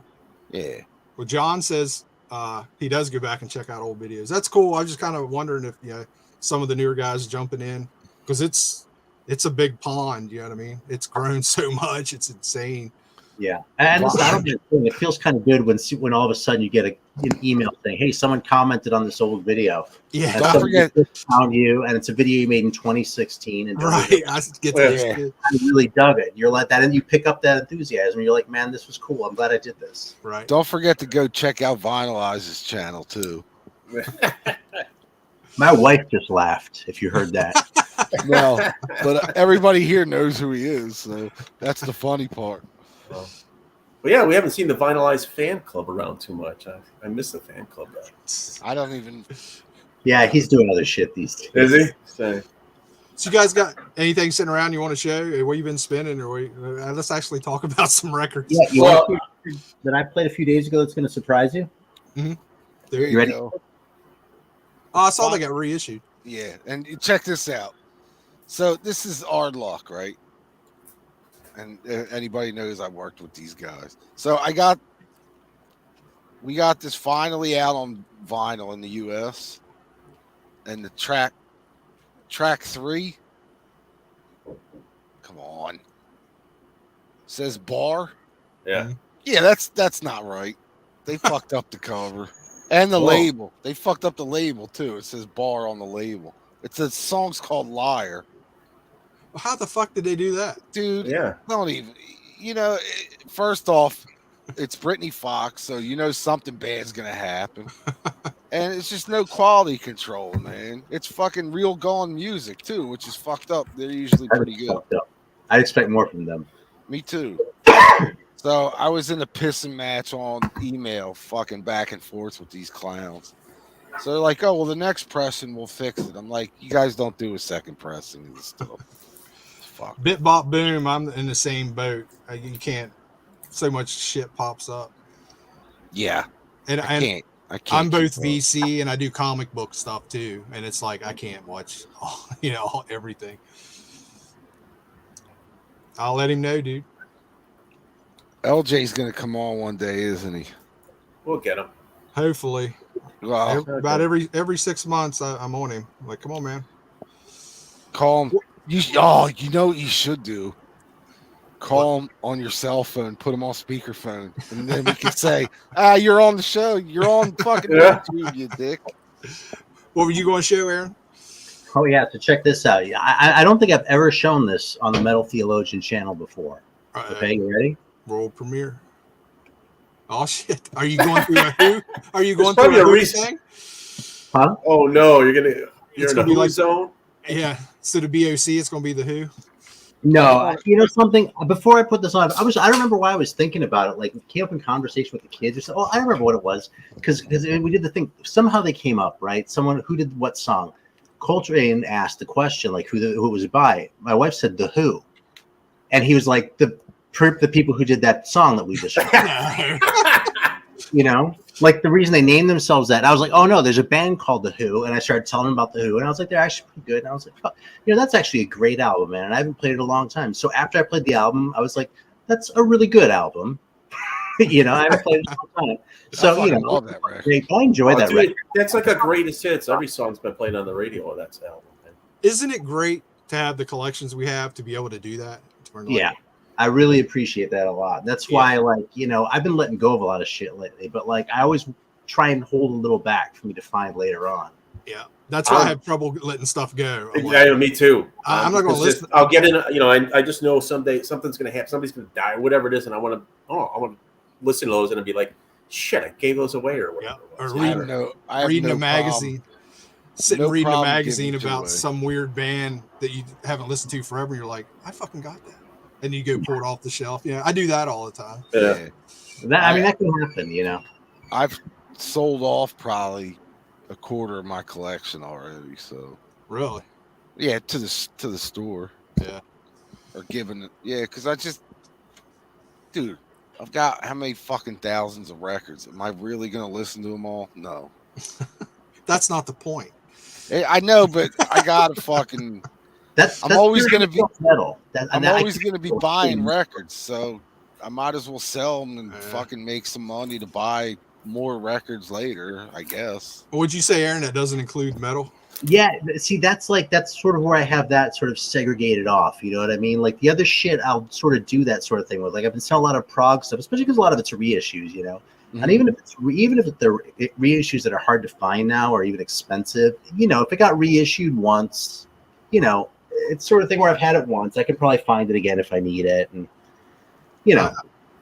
I'm the same way. But with the metal, I'll keep any old shit around, no matter how crap it is. I mean, dude, literally, when I did that the other day, I almost felt bad about it, but only almost. When I pulled that record out just to bait Chromie D with, on the Panda record. But it's like that belongs here, even though it's just a piece of shit. Yeah, I mean, I got to the point now where it's like, if somebody offers me some stupid money for some fucking Metallica record, see ya. Like I sold, dude, no lie, I sold original Master of Puppets for fucking $650, dude. I'm not gonna pass that up. I gotta take a dog out. You guys continue. Is that another code word? No, I think it is. She's got. I was about to say the same thing, dude. Sure, Greeno. Greeno's trained us. Like at a certain point, Greeno has to take a crap. Yeah, I mean, how long in are we right now? Well, usually about the hour 20-minute mark. Yeah, so we're an hour and a half. He's like, man, that's about. He got the bubble. Man, I've been pinching my cheeks too long. Yeah. He's like, should I try and fart? I better not. No, because the mic will pick it up. Russian roulette. Like what John is saying here about how he doesn't want to get rid of any record because he always wants to hear shit again. I'm pretty confident that I'm never going to want to hear the Police again. I'm pretty confident I'm never going to need to hear metal. Here's what I do, man, and this is what I've tried to do. If it's a like you said, men at work. You know, do I want to hear fucking whatever their big hit was? I forget now. Who can they it were be now? Down Under. Who can it be now? Yeah. So I was a big fan. I don't need those on vinyl anymore. When I could go get an anthology or a $5 CD, that way I can hear it. And if I really want to hear it and don't have it, I just go on YouTube. You can listen to it there. Through the speakers that I have, sounds like it's listening through my stereo anyway. So I don't do that much, but if I want to hear something that I don't have, that's what I do. I'll go to YouTube and try and find it, and if I like it, maybe I'll buy it, maybe, but stuff like that I can't do. Now, there's certain bands I'll keep, like AC/DC, Kiss. Hey, if somebody offers me some of the shit for my rare Kiss, I'll sell it. I don't have any problem with that. AC/DC would be tough. I think they're probably one of the only bands that I probably wouldn't sell anything out of. Yeah, I've been burned a couple times by giving stuff away or burning it. I used to think that too, man. Yeah, I used to think that's up in front of VK. I used to think that too, but then once I got rid of it, I find myself I don't even think about it anymore. Like when I give stuff to the shop, like I can only own so many Jay Giles records or Aerosmith records. Like I'll have, like we were saying earlier, back in the day when you could find Aerosmith records for $1 that were mint, and I would just buy them and then end up having like 4 or 5 copies of Rocks. Now I can sell them to the shop for $2 or $3 to put in my pocket and sell them at the shop for 10 or whatever. You know what I mean? Yeah. Like, I don't know. I know I'm not going to be able to listen to all this shit again, but there's still stuff that I'm never going to, like most of my blues records, I probably would never get rid of just because, like I found. Well, then the other thing, I guess it's easier to find records now, but you can. And one thing Alvin just said a second ago, he's asking if I've ever sold something and bought it back later. Lots of times, to tell you the truth, but I don't really. Yeah. But here's the thing: if I sell 100 records and I end up buying back 20 of them, especially if I sell them like when they're really high, and then like when I get interested again, the prices have come down again. Yep. Why the hell not? Yeah. I mean, I sort of cultivate this because I was definitely more sort of the Greeno camp, and like I said, with the metal, I still am. With like the jazz, I still am to a pretty large degree because I don't feel like I have enough to really make that kind of a decision as to what I can relegate to. I can get it again if I need it. Right. Most of the other shit, Yeah. Yeah. I mean, like my blues collection's really grown over the last 10 years. And that's because I've been working at the shop every day. That's a lot like me in the jazz though. Bring stuff in. Jazz, dude, the jazz stuff at our shop right now is fucking ridiculous, man. We've sold. I don't even want to know. Yeah, I was just gonna say. All you have to do is go to our website and look at the videos. I do a video every day. I've been listening to jazz lately. I'm not going to do that. All right, but like, and that's what we're seeing now. It's like guys that are 65 and older just dumping shit. Most of it's jazz, classic rock, of course, because like Stones, Beatles. So now I'm waiting for, and I said this before to Dave at the shop. Guys my age that are going to start. What do you call shrinking? Yeah, what is it called? Not shrink, downsizing and getting like my wife and I. Once the kids are out and graduated, we're talking about getting a townhouse or a ranch or somewhere. And that's what a lot of people are doing. And so will guys our age, when we start doing that and retire and then moving. I don't have kids. I don't know what's going to happen to this stuff. How many guys are going to start bringing this shit into our record stores? Like, are we going to see Grim Reaper records 10 years from now? Are we going to see Megadeth collections? Or you know what I mean? It's just weird because we're seeing it now. We're seeing 70s music now, like never before. Here's one thing that's changed. Kids younger than us, there's no stigma associated with metal the way there was when we were kids. That That's a good Excellent point. You're So right. those records are going to get bought up. There are a lot of people who are like in their 20s now who are like, oh yeah, Grim Reaper, that's cool. There's none of this, oh, that's that metal shit, isn't it? And there's also none of that, oh, that's that Satan shit, isn't it? Devil. All the shit's just passe. Like everyone just takes it for what it is. So those records will probably get bought up faster than they otherwise might. Especially the devil I'm ones. just wondering how many guys. I'm wondering, like, since I'm seeing guys in their early to mid 60s now start dumping their collections, and I mean like their jazz collections and their rock collections, but their rock collections like are the Zeppelin, Stones, Beatles. Yeah. And 10 years from now, are these guys going to be dumping their AC/DC, Metallica, Megadeth records? And if so, I'm here for it. Come to Shady Dog, we'll take them off your hand. But it's just weird, like, just I wonder if that's going to happen, if it's going to be a whole genre like it is now, like I'm seeing now, like Probably. or if those guys like us, we wouldn't bring our collections to a used record store to sell, though. I don't think.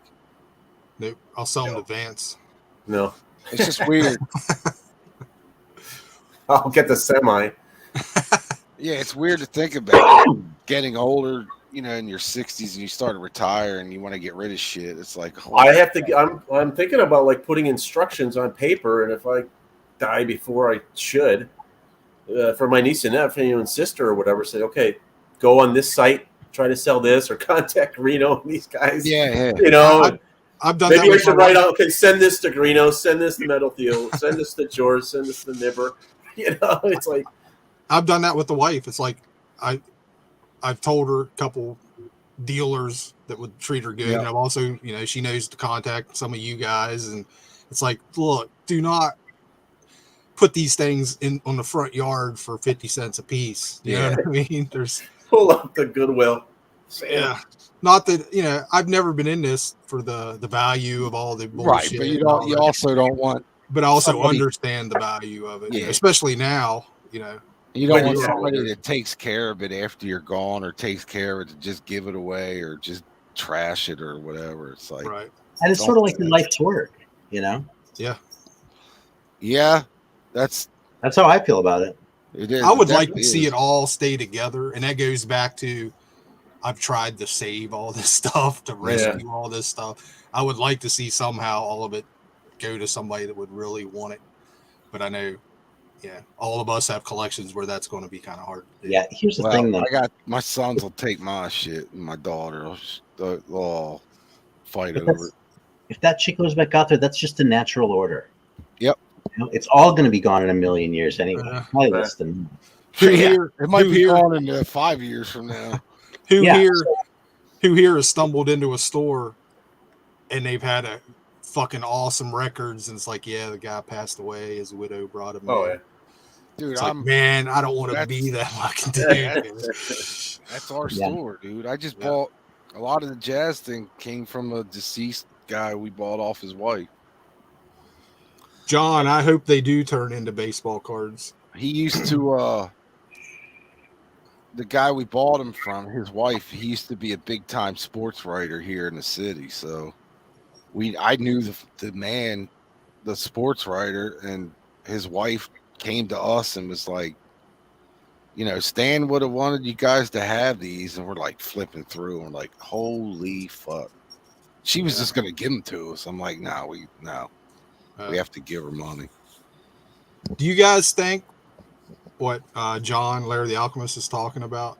Turn We're into kind of getting to maybe that tipping point, like the whole MoFi Jumping the thing. shark. Yeah.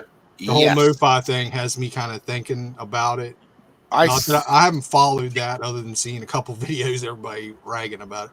But are we kind of there? Is it like, is this going to piss enough people off to where some people start leaving? no. Maybe on those high end Yeah, records. okay. I don't. Other than You know, the only stuff people, like us, I don't think so. maybe Yeah. the high end shit, maybe. but those are the people who aren't really into music anyway, right? No. If they're into music, it's not going to. Honestly, this is going to sound. Their music listeners, the equivalent of the current VCs. They're all just doing it just to do it. They don't care about it. You know what I mean? Well, I don't know, man. I'm gonna gotta stand up for the current VC too. No, It's different. not everybody in the VC. You know what I'm talking about. You have your bandwagon people. But no, yeah, well, there's always your bandwagon. your influencers. Put it that way. They're the same fucking thing. What was you gonna say here? I lost the thought now. Actually, where did we get there? Because I just stand up for the VC, man. Oh, about the baseball card thing. I think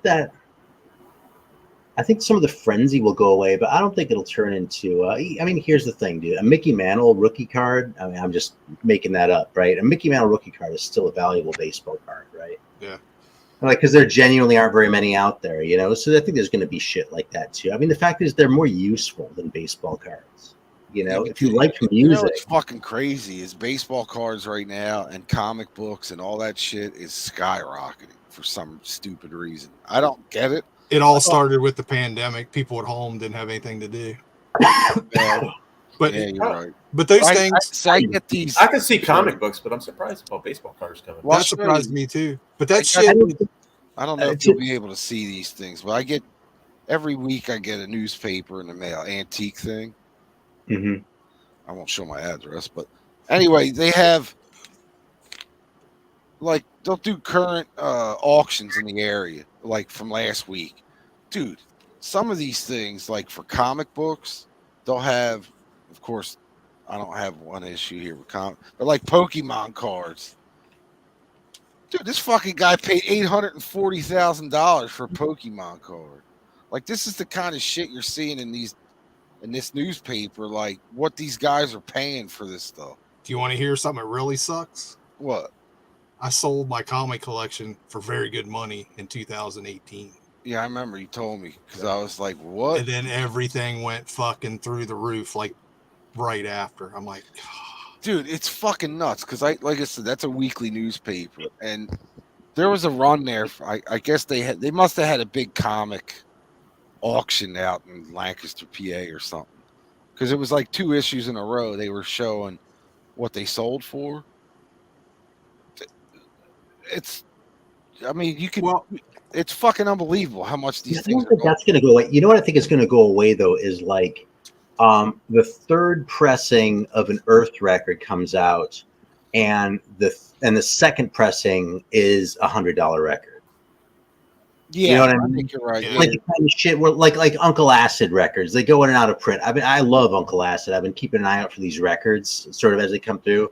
And it's like you see them on like Discogs for like 70, 100, 150 bucks, and then they press up some more and you can get it for 25 bucks. Yeah. Again. And then those dry up, and all of a sudden, I think that's going to go away. I think those records are going to stabilize.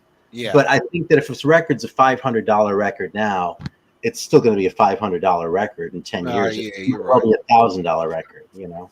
Records are different than comics because, like Aaron's saying, where they do reissues, different pressings and all that. Comics really don't have that. They have that as far as like collected editions.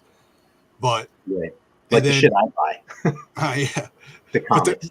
The comic scene, though, like on YouTube, they have these guys and they're all about key comics. So when a movie's coming out or whatever, they're showing issue 57 of Iron Man that nobody gave a fuck about a year ago. But now everybody's on it because it's considered a key comic, and next thing you know, it just skyrockets. And That's then I didn't know what a key comic was. I'd heard the expression, but I didn't know what it meant. A lot of times it's like introductions of new characters or just something going on story-wise. That's what they call a key. Right back. But then a year later, it'll crash back down, and it's just constant, man. These guys are trying. Like, I watch a lot of these. I just do collected edition things. I watch that, but I see some of these key guys, and they're playing it like the goddamn stock market. It's crazy, man. Wow. Like, yeah, prices are just, and it's just like stock market, man. It's up and down. You'll see a book. I had the very first introduction to key comic of Deadpool. At the point, I had 2 of them. And at the time when I sold my comics, have you guys seen graded comics where they encapsulate them? You can't even touch them anymore. Yep. Those things were selling for like $1,800 a piece. But of course, mine were just, they call raw. They weren't encapsulated and all that.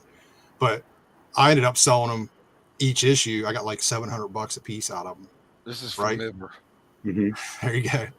But then, Hey, let's fucking check this out. You ever see this book? It's got them all in there. that's No, cool. but John Bip Bop Boom sent me an uncut sheet of wacky packages. But then Pretty cool.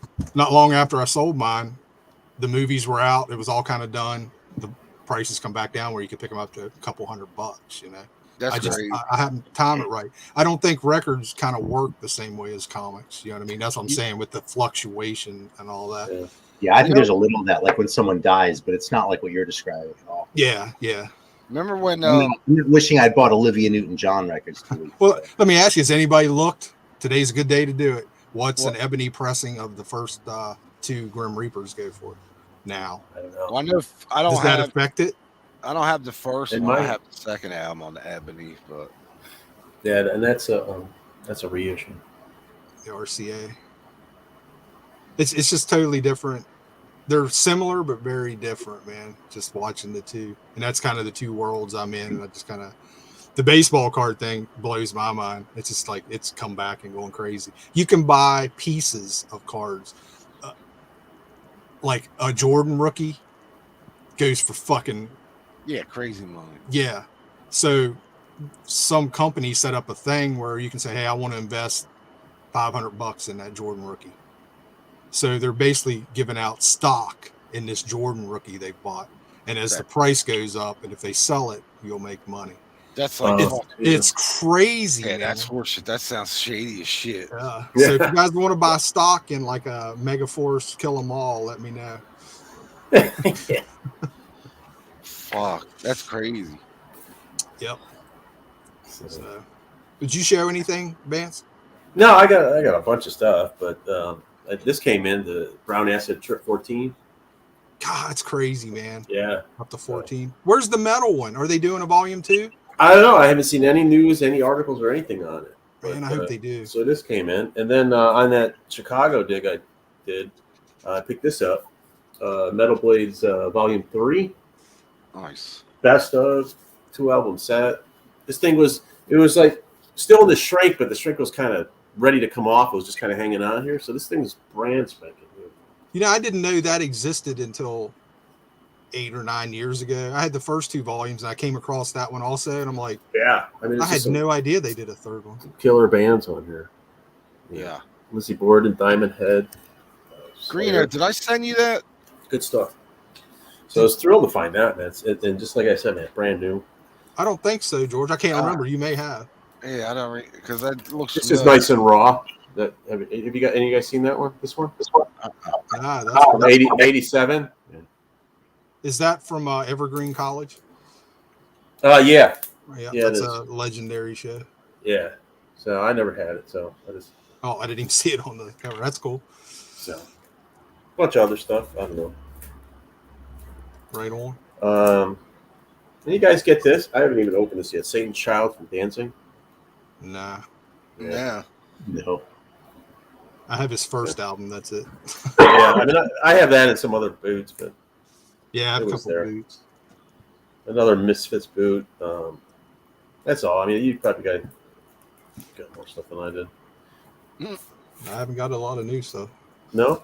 No, not at all. And then, yeah, all this other stuff I had was in that video I just put up. So Nice. check that out. A live Mudhoney album.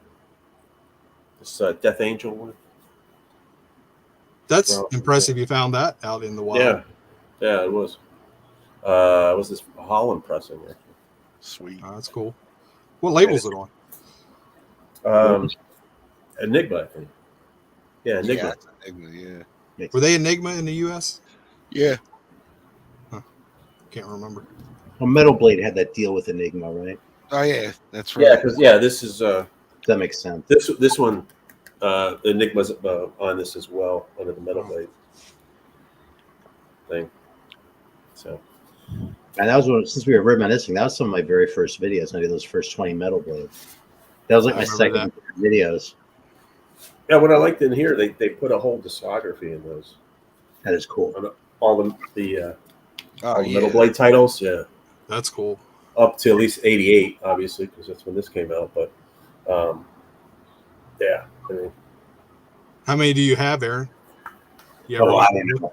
But at the time, I had to piece that shit together myself. I wouldn't figure it out which one really. Yeah. well, that's- Yeah, I probably have a lot of them at this point, though. I mean, I listened to this the other day. Had it for a while, one of the reissues. And this band kind of falls in there with Grim Reaper to me the more I listen to him. I've always dug this band. But holy crap, I mean, it's just hard rock. But these guys were fucking fantastic, man. Fuck yeah, they were. And again, the look. You know what I mean? I love well, that. they were like out of time. They were wrong with that name when they were trying to break. Man. I think they fucked themselves with that because that made people like me skeptical. Really? I Well, never had a 'cause problem it's a with the girl name. name. It's not a metal name. It's a punk name. yeah. Yeah, Odds. with the, yeah. I always thought it was more of a New York name for some reason. I just not that it was a punk name, but the Rods were like a New York thing. I don't know why. But they always had a Are they foot even in from New 70s York? anyway, and it's because of where they were, and Are the Rods even from New York? Yeah, I think so. New Jersey or okay. New York, right? All right, maybe that's why. I just Pretty always sure. I never thought of the name as a punk band, but yeah, I could see that for sure. Yeah, I've had all this stuff forever, but it's like, and I've always dug them. But I went ahead and picked up these High Roller reissues because, man, they did an awesome job on them. You know what I mean? And it's just been blowing me away about actually how freaking good they are. You know? Did they do Let 'Em Eat Metal yet? Yeah, they've done all of them. I think. Oh, now. they They're have. done, I gotta think, get yeah. that one. That's I loved the first album and Let 'Em Eat Metal. Those, especially those early ones, man. It was just like they were kind of more straight ahead rock, hard rock. You know, it's awesome stuff. And here's one of those reissues. that's Obscure great. things. This is freaking fantastic, man. Yeah, that's the kind of shit that gets my juices flowing right there. Dudes from California. I'd never heard this before until it just came out. Right on. How many songs are on that? It's got the 4 songs from the EP, and then there's 10 total. Everything else is from the era, and everything else is just as good. The production is not quite as good, but everything on here is really good, man. Do you have an original of that? Yeah, you want me to grab it? Does it look the same? Pretty much. It only has 4 songs on it. Yeah. But I listened to that, and I think Aaron, I sent you a picture where I opened up that Medieval Steel. Oh, yeah. And I think this Vice album's better than the Medieval Steel. Dude, I didn't say this right away because I didn't want to but that was like the original concept of that sealed to reveal thing that Corey was doing. Yeah. Remember, he was kind of bummed when people were like, "Oh, here's this new Metallica record I just bought. Let me crack it open and call it Sealed to Reveal." He was like, "That's supposed to be like something like that, like the Medieval Steel that's been sitting there." Right. And like now you're gonna crack it open after 30 years, I was wishing you had made a video of that, but still, yeah. So here's the Vice record. What the hell? Right on. Is that the same as yours? I think it's a little simpler, actually. Actually, the logo looks like it's bigger on Aaron's than yours. On the front cover. The back has the picture on it, but that's Yeah, it's like that, and then the front. Yeah, actually, I think you're right. It is bigger. It's bigger. Yeah. Colors are a little different. Aaron's is bigger. That's because it's the original. Yeah, the OG's always bigger. But I was telling Aaron, if you guys haven't heard of that Medieval Steel EP, I picked I it love up. that fucking record. I dig it, but I like the Vice better. I don't know why. Medieval Steel is one of the first rare records I found, though. When I got my copy of that, I was like, "Oh shit, man! I got the Medieval Steel record." I was freaking out. I think I paid $40 for it. I found my copy. It was probably late '90s, early 2000s, and it was sealed.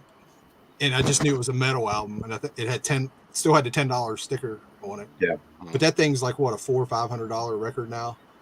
It wasn't that much last time I looked, but it was it was a lot more than what I paid for it. Yeah. And I paid more for it than you did. And I didn't even know, until like 5 years ago, that was like a sought after rare album. And I'm like, fuck, it's sealed. And you know how sealed records do. It started doing this. Yeah. And I'm like, oh fuck, put it away. Just leave it on the shelf. I'm not opening it because it's probably warped. And it kept bugging me until the other day when Aaron was on the stream and they were showing all the obscure, crazy shit. And I'm like, today's the day. I'm going to open that fucking Medieval Steel album. And I cracked it open and flat as can be. I was like, thank God, man. Because if I had cracked it open and if it was all warped, I'd have been so pissed off. But it was just one of those weird things I come across sealed and threw it in the collection and finally got the balls to open it up.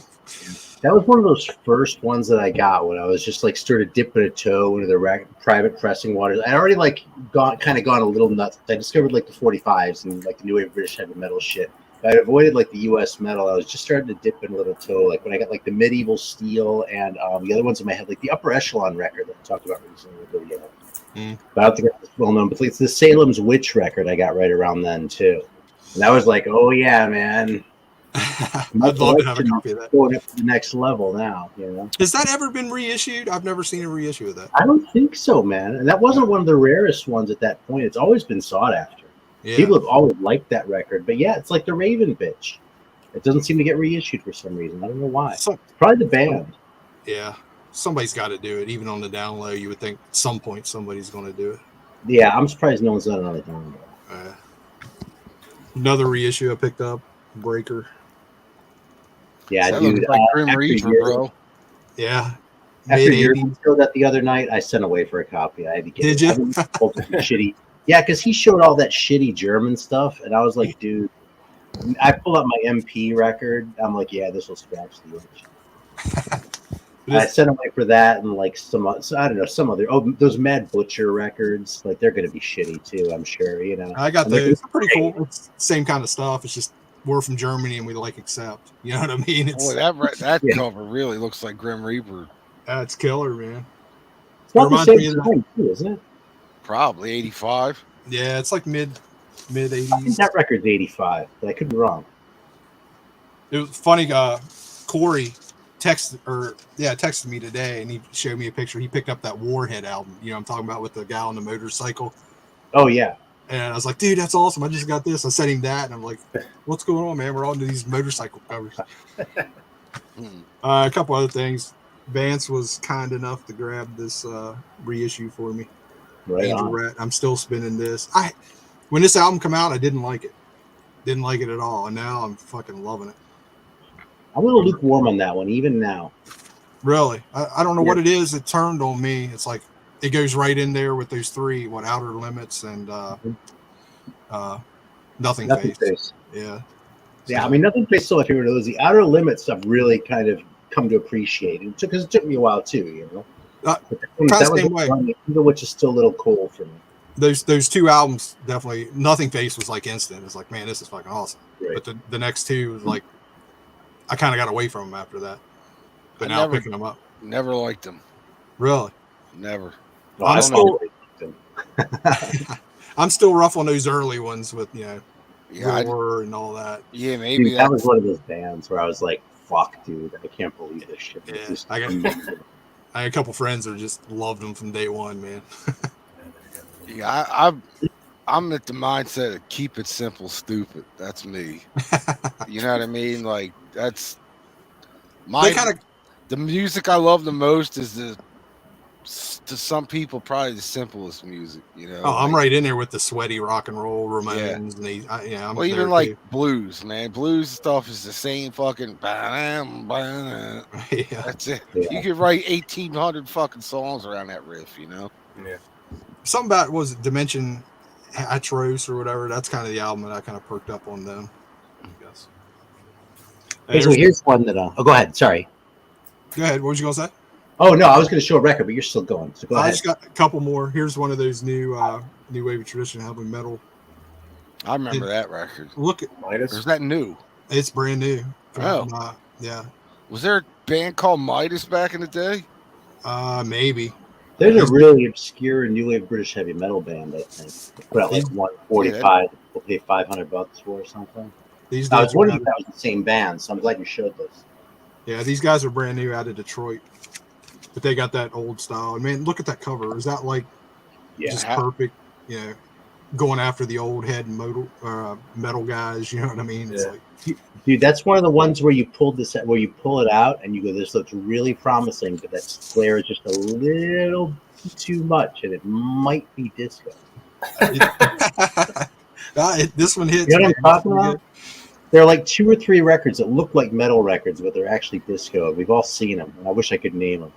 Yeah, or either disco or new wave. What's that?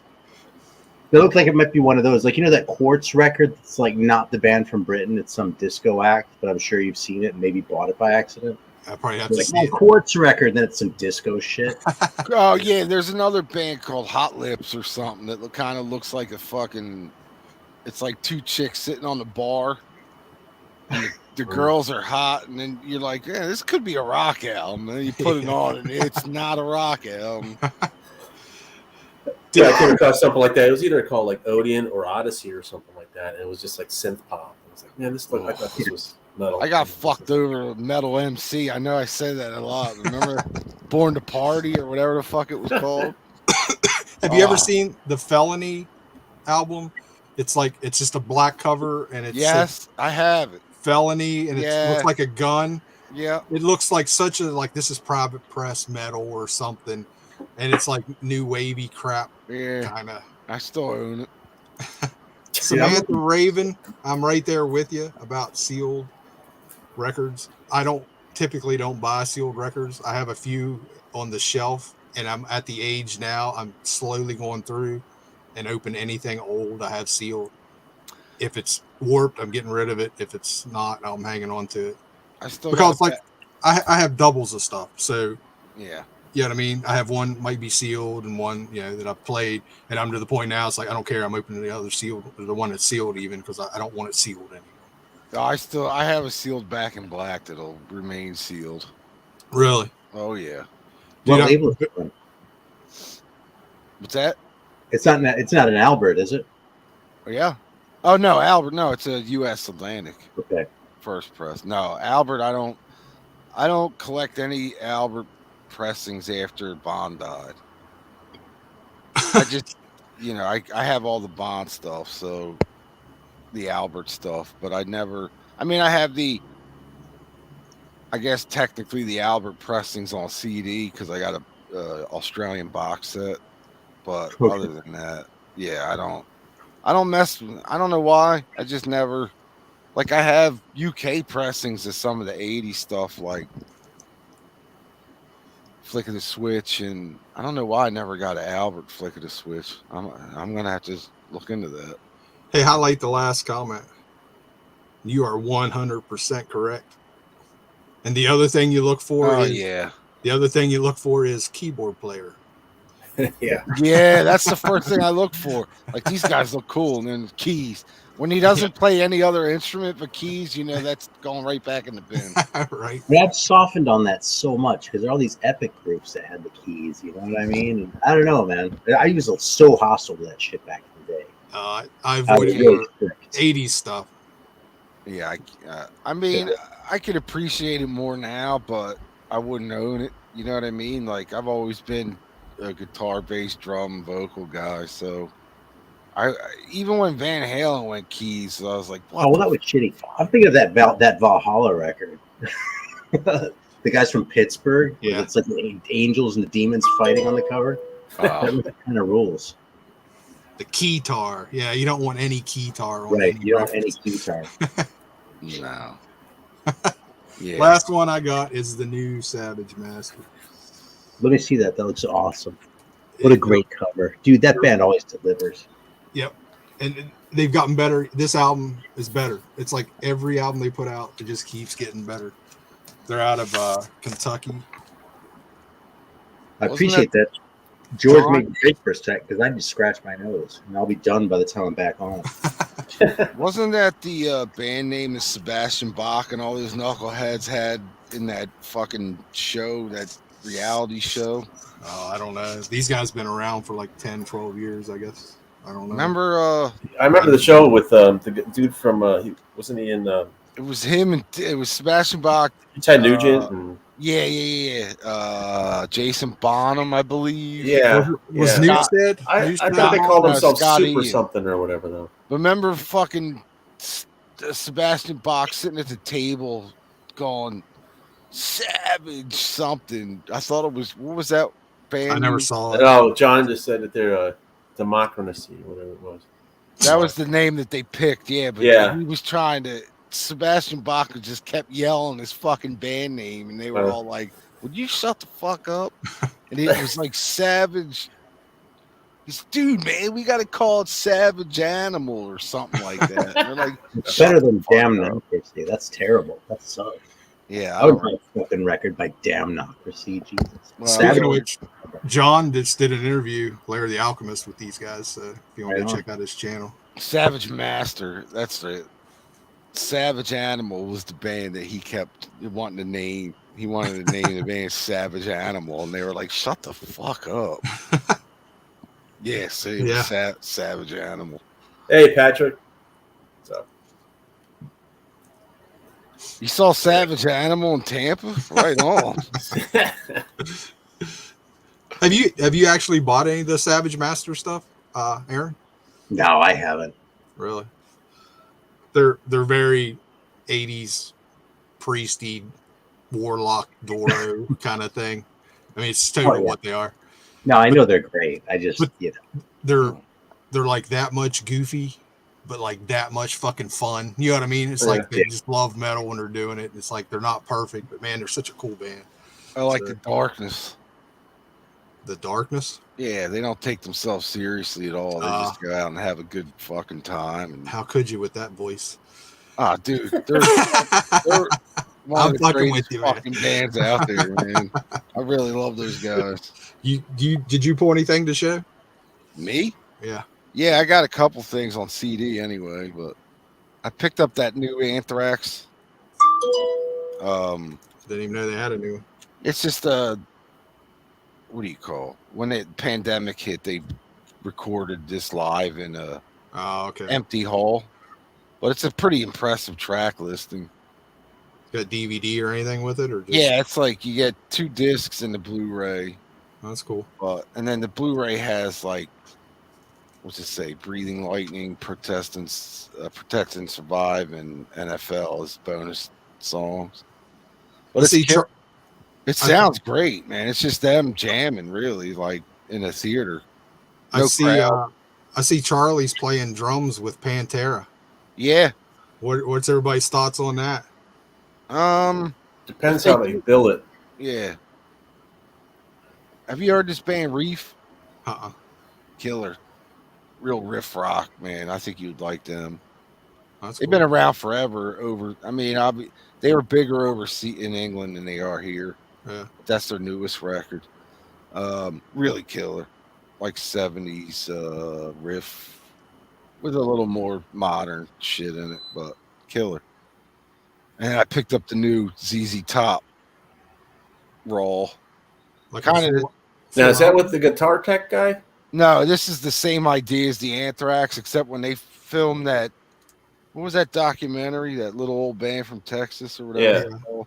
So basically, in there, if you remember, if you saw the ZZ Top was jamming in the room. Yeah. This is the whole soundtrack to it. It's just them jamming. He wanted it. If you read the liner notes in it, Billy put it out because it was like the last thing they had with recorded with Dusty, and it turned out it sounded good, and he wanted to put it out. So, but I did read that they were, even with Dusty, they were recording a new record, but I don't know whatever happened with it or if it's ever going to see the light of day. Well, they're still on the road right now, so maybe after they. Yeah, he went. I don't know, Bill. I read a thing with Billy. He kind of just wanted to get back out and play. He said he didn't want to go home after Dusty died because he knew he would just sit around and kind of waste time. He said. Mm-hmm. He said he figured he'd mourn his death by celebrating the music while trying to figure out what they're going to do next year. I think Billy. You brought up the Pantera thing. Does anybody really care? I was going to say I don't give 2 fucks one way or the other. Yeah, I thought they'd split up. I didn't know they were even still together as a band.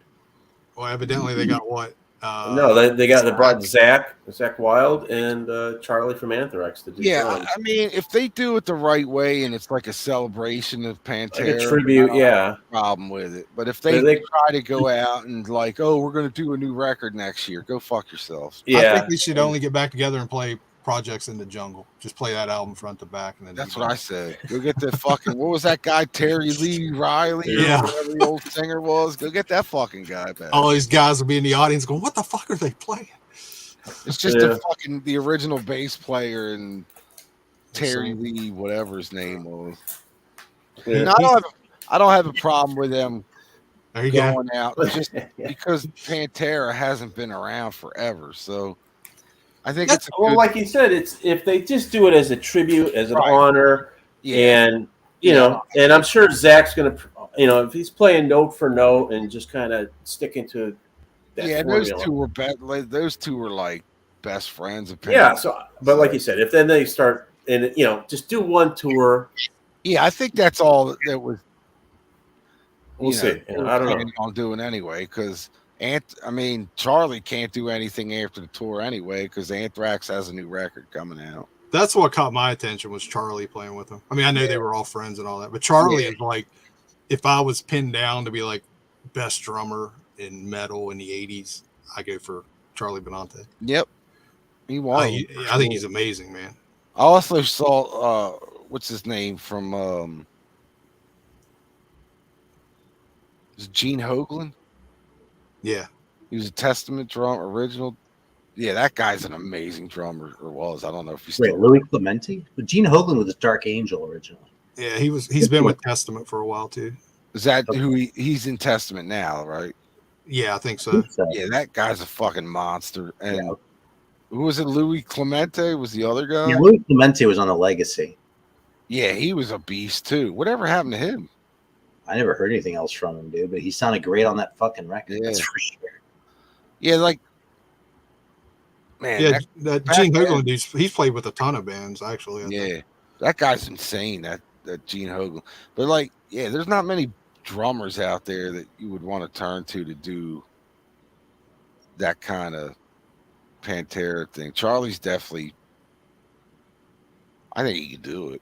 Well, someone in the chat too said it's a name thing too. It's like, I mean, I said at the time. In fact, I think we streamed around then. But when they replaced Brian Johnson with Axl Rose, like on that AC/DC tour, like on the one hand, as an AC/DC fan who doesn't like Guns N' Roses, I think that's bullshit.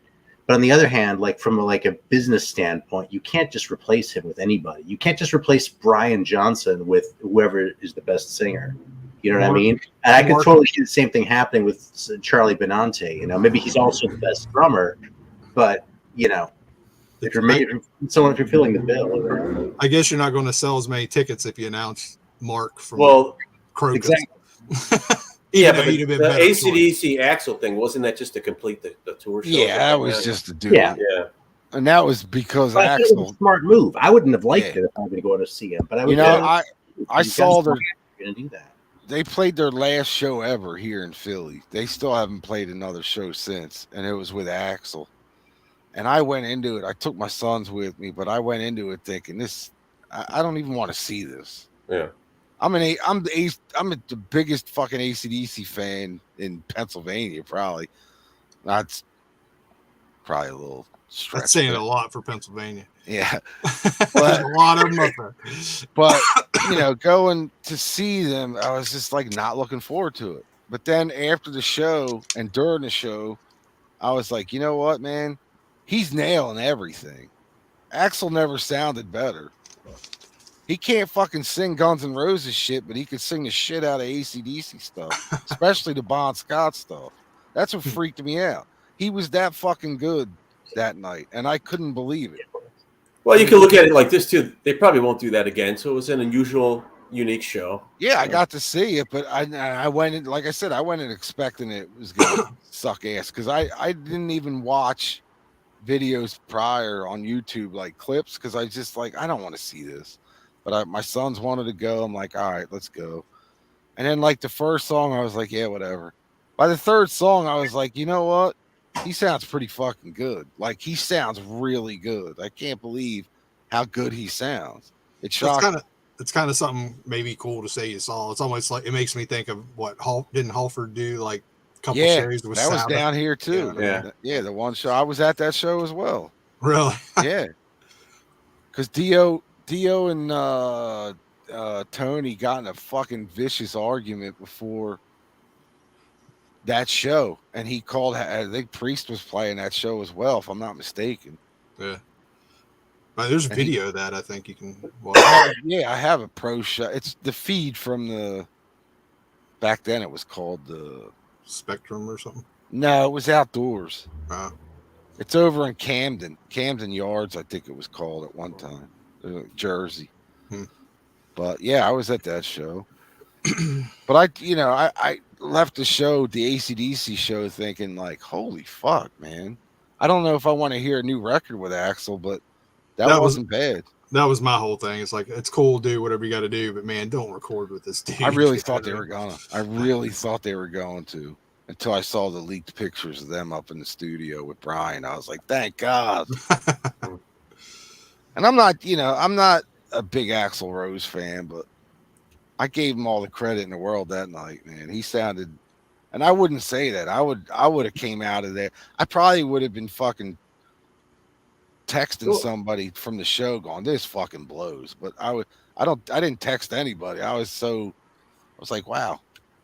I mean, you kind of wonder what he's thinking too. He said, I mean, can I pull this off? You got thousands of people out there, and I'm trying to fill somebody else's shoes like that. So yeah, well, I give him credit for even trying it. And yeah.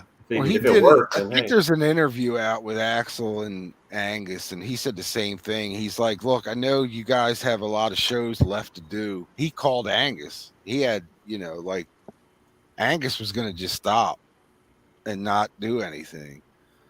Because they only had 20 shows left, 10 overseas and 10 here. So I guess Axl caught wind of it and called him and said, hey, maybe I can do it. And they did a couple rehearsals, and Angus went, fuck yeah, why not? And that was it. Are they done now? I haven't heard a thing. I haven't heard one. Really, I'm really hoping to come release one last time around because I'd like to see him again one last time. I don't think they're gonna. I never saw them. I like Power Up. I thought that was a good. I think when Power Up came out, it was at the tail end of the big fucking pandemic surge. Yeah. The first one. And I think if the pandemic would have disappeared that year entirely, or like it is now, then they would have gone out. Or played at least a few shows. But I just think, it's 3 years later almost. I just don't see it. Speaking of this kind of stuff, did you guys see the Rush thing with Promise? No, I haven't seen the clips of that. It's Alex and Getty and Claypool at a Promise show gets them up on stage, and I can't remember the song they do. But they come up and do the whole song, and Claypool's just like losing his fucking mind. He's like, I can't not believe I'm on the same stage with you guys. It's pretty good. Crazy. That's I'll have to look it up. Yeah, there's good video of it. They do that, and they also bring the two dudes from South Park that created the show and do Trey and whatever, they brought them up and played the theme song to South Park, and they did all the voices while they're playing and all that. Oh, that's hilarious. Yeah. Promise. Closer to the heart. Yeah, that's what they did. It's pretty cool. They had somebody on drums. It wasn't I don't think it was a regular Promise dude playing drums. It was somebody else. Oh, and I saw Motley Crue without Tommy Lee. I saw him with that Samantha Maloney chick. Oh, I remember that. That always sticks in my head. Like, I saw Motley with a chick drummer. Did they bring... She fucking kicked ass, dude. Yeah, I heard she held her own on that too. She kicked ass that night. Did they bring her back whenever Tommy couldn't play those shows there last month or something? No, he played. He didn't play the whole shows. No, he didn't play. Whoever. I know he played Chicago one. Because a lot of people I knew when I asked him, because didn't he like bust a rib or something like that? Yeah, somebody played drums. The rumor is him and Vince got in a fight, and Vince. Oh, was that? Yeah. I could see that. Was Vince it put her? his weight I didn't behind think it. it was him. Vince is getting he's getting a little fired back now that he's taking vocal lessons and losing weight again. Yeah. He should have started taking vocal lessons in like 85. He should have. But dude, the clips that I've seen of Motley right now, he sounds better than he has in 30 fucking years, dude. Dude, everybody that I see online, and I've had a bunch of friends go to that show, and everybody is saying Poison is just wiping the stage. Oh yeah, for sure. Oh really? Yeah. And everybody's going off about CC DeVille. How awesome of a guitar player he is. Evidently, That's interesting. He's doing the Eruption. I heard they're only doing like 40 minutes too, right? I don't know. Dude, That's what I heard. CC DeVille's doing is fucking home playing guitar all day long, dude. That guy, he's become an amazing guitar player. I never thought that much of him back in the day, but then there were certain solos I would hear and go, huh, that was pretty fucking cool, or that was different, or something weird. And then, yeah, I mean, the last Poison record was a piece of shit. What was it, Hollyweird or whatever it was? And then they did that cover. I couldn't even tell you. Yeah, the covers album that I liked. Bip Bop Boom. The last one I know was it Strength or whatever that one was. It. Have you guys ever heard that? I heard that. I've never heard that before. Yeah, there was a rumor going around that Nicky OD'd, and this fucking guy came in right during the tour, and he just claimed he claims he played. I've heard that, but I didn't hear that. Is John saying somebody actually played that part of the tour and nobody knew at the time? I've heard about the fake Nikki Sixx. Yeah, that's the same story. Okay. No, the fake Nikki Sixx never made it on stage with him. There was a fake Peter Criss too. Do you guys? Yeah, I remember. He was doing interviews and all that shit. I think they busted him on Donahue or something. I watched Donahue. I watched that episode of Donahue at least fucking once every couple of years, man. John said they paid the guy off and it was swept under the rug. Shit. After all these years, nobody came out and said, nah, there's no way. Nikki Tricks. Yeah, I blew off that cruise show. I went to go see LA Guns, Faster Pussycat, and the Tom Kiefer band. And it was kind of funny. Kiefer's like, hey, thanks to you guys for showing up, and compared to the other show that's going on tonight. Yeah. Do you guys want to hear about a really bad day in Greeno's house? Okay. I had tickets for that show. And of course, it was delayed, 2 years? So which one? The Motley Crue thing. Oh, okay. Yeah. And we had tickets for it.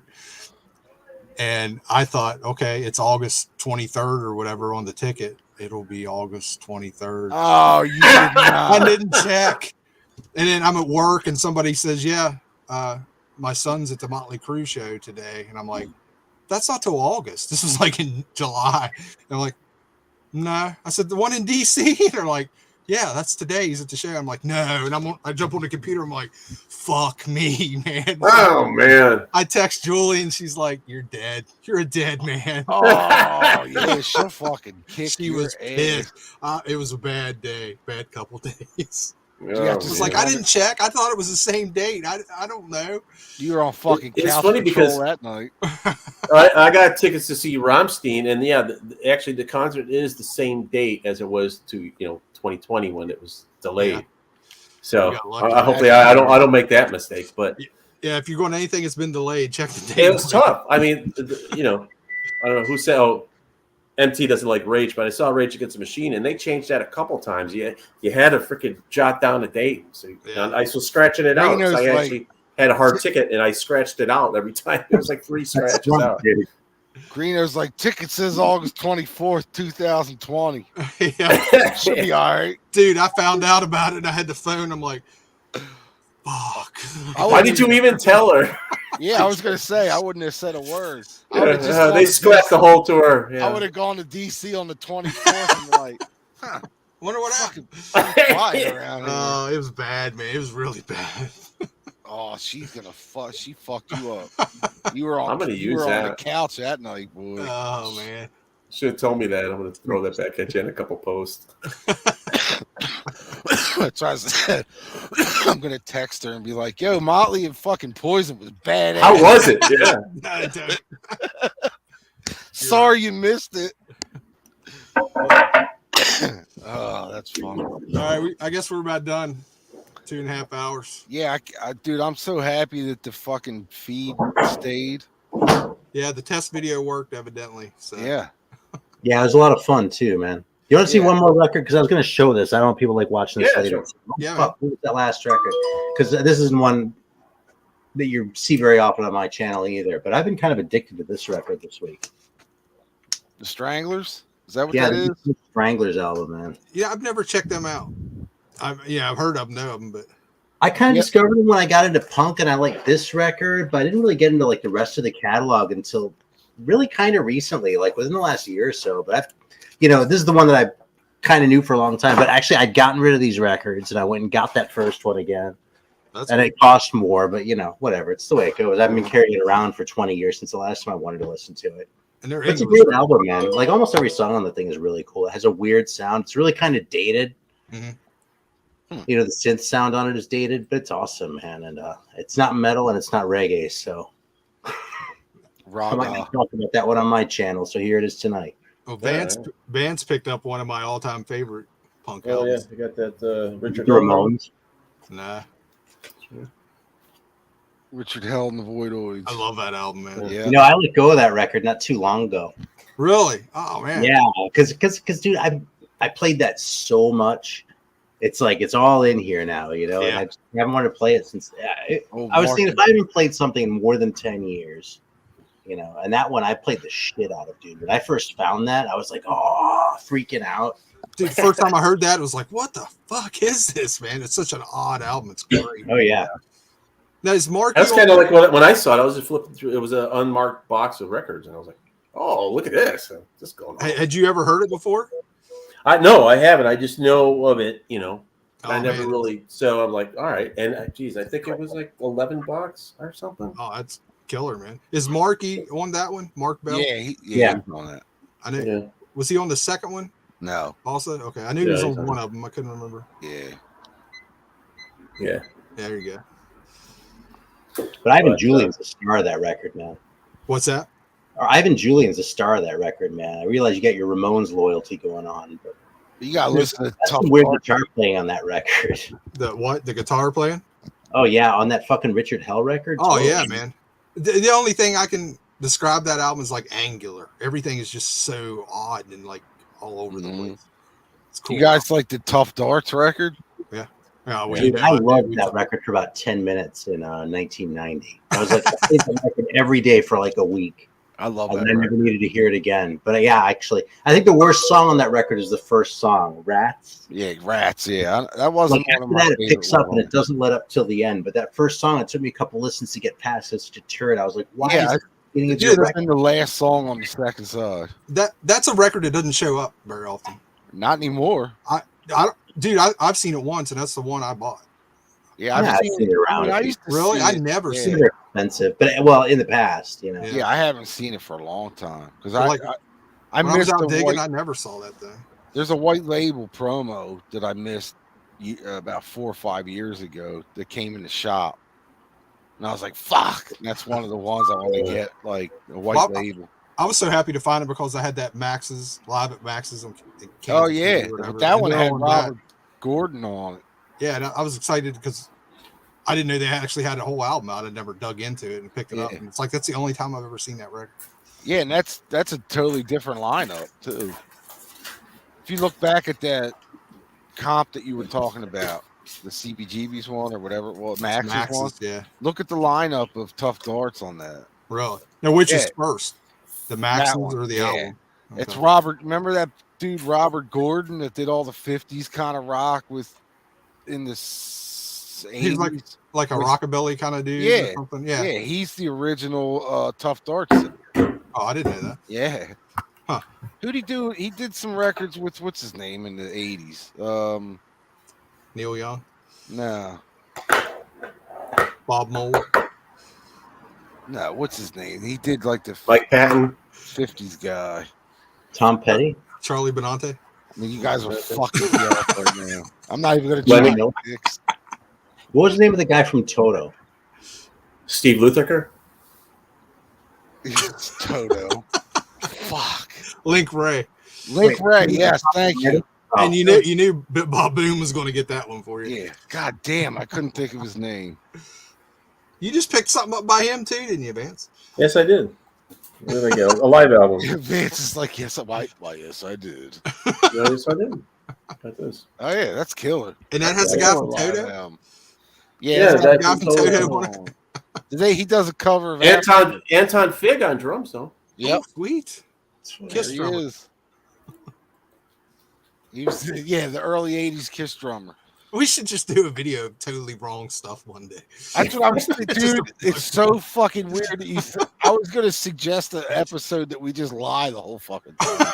Just totally get all the facts wrong. See people in the chat trying to correct us. So be I think that would be so. And we just kind of ignore. Just keep going. Yeah, that'd be funny. We'll have to save it. We'll have to save it till like April 1st or something. Yeah. Be like, yo, fucking Motley Crue. No, April 1st would be too easy to figure out. Died in a plane crash. Yeah. Robert Gordon's longtime drummer was the dude from Billy Squier, who was sampled on every hip hop record. That right there is deep knowledge. That is deep, man. That's John knows his shit, man. Or he's making shit up. Yeah. See, it is the man. John's pretty straight. Well, he was supposed to save the lie for the next episode. We'll do the all lying episode. All right. I've had enough of your all's lies. Next show, remember, I'm thinking about Saturday going to see this band Travelers, and then Midnight Dice is playing the same night. Well, that was also another reason why we weren't on YouTube, is because we have to work around Vance's fucking live schedule. Dude, you're like fucking killing it. Every day, Julie, my wife's like, Vance is seeing? Yeah. Vance is seeing? I'm like, holy crap. It's been a bit, I was out for a year and a half or whatever. I'm just going to anything that comes up that I. Well, you're making up for it, dude. Yeah. You know. I was like, motherfucker went and saw Frankie Valli like 3 months ago. Dude, he was fantastic. I don't know if that was a voice track or not. I was watching him really close, just trying to see is there a voice track. There's not. Dude, he's nailing those songs. He still sings, man. He was. He sounds amazing. It was great. I knew all those fucking songs. He's like 85 and he's still fucking singing. Yeah, like that. It's crazy. I was staring there and I'm like, is there a voice tracker? But no. We looked into it. He's singing live. Yeah, I was amazed. Crazy. Yeah. Oh, somebody's Bino's gonna go see Kiss on Saturday night. Cool. Yeah, I saw that 96, the first tour with Ace and Peter back, and I'm good with that. I think on Kiss. I think I went to one Psycho Circus show, and that's the last time. Oh no, that isn't the last. I took my oldest son his first concert was that Rock the Nation tour in 04, I think it was. That's the last time I seen him. I saw him on the Asylum tour. No makeup, none of that pussy shit. None of that puss shit. Yeah, I saw him on the you saw him on the Asylum tour when they looked like fucking bunch of drag queens. That was the greatest. And their neon clothes. Oh, yeah. That was terrible. That was the same fucking year Ozzy did that sequence shit too. Saw him on that tour too. I saw Ozzy on that Sin tour, but we were there for Metallica. So. Yeah, I saw him with Metallica that year, and then the next tour was Anthrax. All my buddies and me are like, "What the fuck is happening with all the like sequins and all this fucking neon glam clothing?"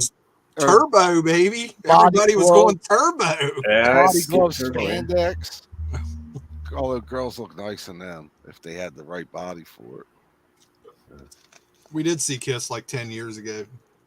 Took the oldest daughter, was a big Kiss fan. Yeah, I only saw him 90 and 96. Yeah. I'm good. Yeah, I took all the kids to see Kiss. No, just my oldest. I don't. Aaron, have you ever seen him? Kiss? Yeah, you ever break down and go see him? Really? No, I mean, I have so many friends that their first show was that 79 tour. And I was like, why the fuck didn't I go? So. Vito said he saw Kiss at the Melbourne, Australia 20 years ago on their farewell tour. I remember that I was staying with my aunt and uncle in 79, the Dynasty tour. Mm-hmm. And that was when they had commercials on for it and everything. I remember that. Yeah. And I was like begging. It's like, take me to the Capitol Center. I was like, whatever, 8, 10 years old. take me to see Kiss. Dude, that They would not capitalist do it. center commercials, it's on YouTube. Yeah, I think I've seen it. I was gonna say, yeah, I know I've seen it. Yeah. That's funny. So I never got to see him when I was a kid. That's one of the things. Do you guys remember Brigantine Castle when you guys were young? Or that's probably too far. What's that? It was on the Jersey Shore, but I just remember the commercials for that. It was a haunted castle on the Jersey Shore, but being right down a couple hours away from here. Yeah, we're too far away. Yeah, I didn't know if you guys would get those commercials. Yeah, I don't think they're. I know Dispenser's Castle of Toys, but that was a local thing. Yeah. Well, he brought up the commercials. I was like, "Fuck that!" Brigantine popped into my head because when I was a kid, they were like all these horror things in the commercial and come to Brigantine Castle. And I know the Cheese Castle there north of Vance. Cheese Boy. Oh yeah. What the hell is that? I can't remember the name of it. We stopped at Mars Cheese Castle or whatever it is. Yeah, they got giant rats everywhere, and it's a weird fucking place. It's giant rats. It's a landmark. Yeah, a landmark up here. How about Wisconsin? Yep. Huh. All the cheeseheads. Yeah, that was when we were up. We hooked up with you for that day. Oh, did you guys? I didn't realize you went up there too. Yeah. Cool. God damn, dude! How long ago has that been? It's been about 8 years. Yeah. Jesus. Yeah. You're due for a trip out here. Come on. Due for something. You owe Julie for screwing up that Motley Crue show. So Shut up. Oh yeah, I'm gonna text her now. Screamo says he's trip to Chicago to make up for the Motley Crue show. I'll give her plane tickets. She can go to a show with you. You could he said you go swing by Philly on the way back to West Virginia. All right. I need somebody to go see the Scorpions still. So there you go. Whitesnake backed out because of Coverdale or something has COVID or something. I don't know. Actually, I'm thinking now. I've hooked up with all three of you guys. Yeah. You mean we met and went record digging? Oh, we hooked up. We hooked up. No, that's gross. Me and Greeno played tummy sticks. And what was I saying? It's about time to go, I think. Yeah, on that note. He doesn't like to kiss and tell. No. All right, man. Thanks for everybody coming on. Yeah, later. It's an honor. I want to thank everybody in the chat too, man. There's John Bipbop, Mibber. Yeah, we had a ton of people. Bina, it was good to see everybody come in. Bizarro, Randy. Every time I see Mibber, he's out playing fucking golf or watching his deer and chasing Larry the Alchemist. Samantha. I appreciate. Hey, we got it. There was a girl in here tonight. Yes, there was. A girl name. Oh, that's true. Sam Squatch was in here. Yeah, a lot of good people. Chris. Nice. And then I'm off. I'm jumping on another stream. The Vinyl Archivist. I don't know if you guys know Patrick. We should get him on the show one of these times. But, make that happen. No problem. He wants to come on. He's an old school VC guy too. He knows LJ and all this kind of stuff. So and Laz, I think he's met Laz or something. Sold records to Laz or something. Like that. There's so many people want to get on here. It's just like we don't get around to getting on. Yeah. It's sad. We're lazy as fuck. Yeah. Well, the last time we did videos, we did 2 days in a row, like 6 hours worth of videos. Yeah, and then we were like 4 months off. We'll do a third one in a row. We were like, fuck, I don't think my throat hurts. Good to see you, Mibber. Yeah, man. All right, fellas. All right, man. Thanks for having me back. Oh, yeah. And T, Aaron, always good to hang out with you. Yeah, totally appreciate it, guys. All right, we'll see y'all real soon.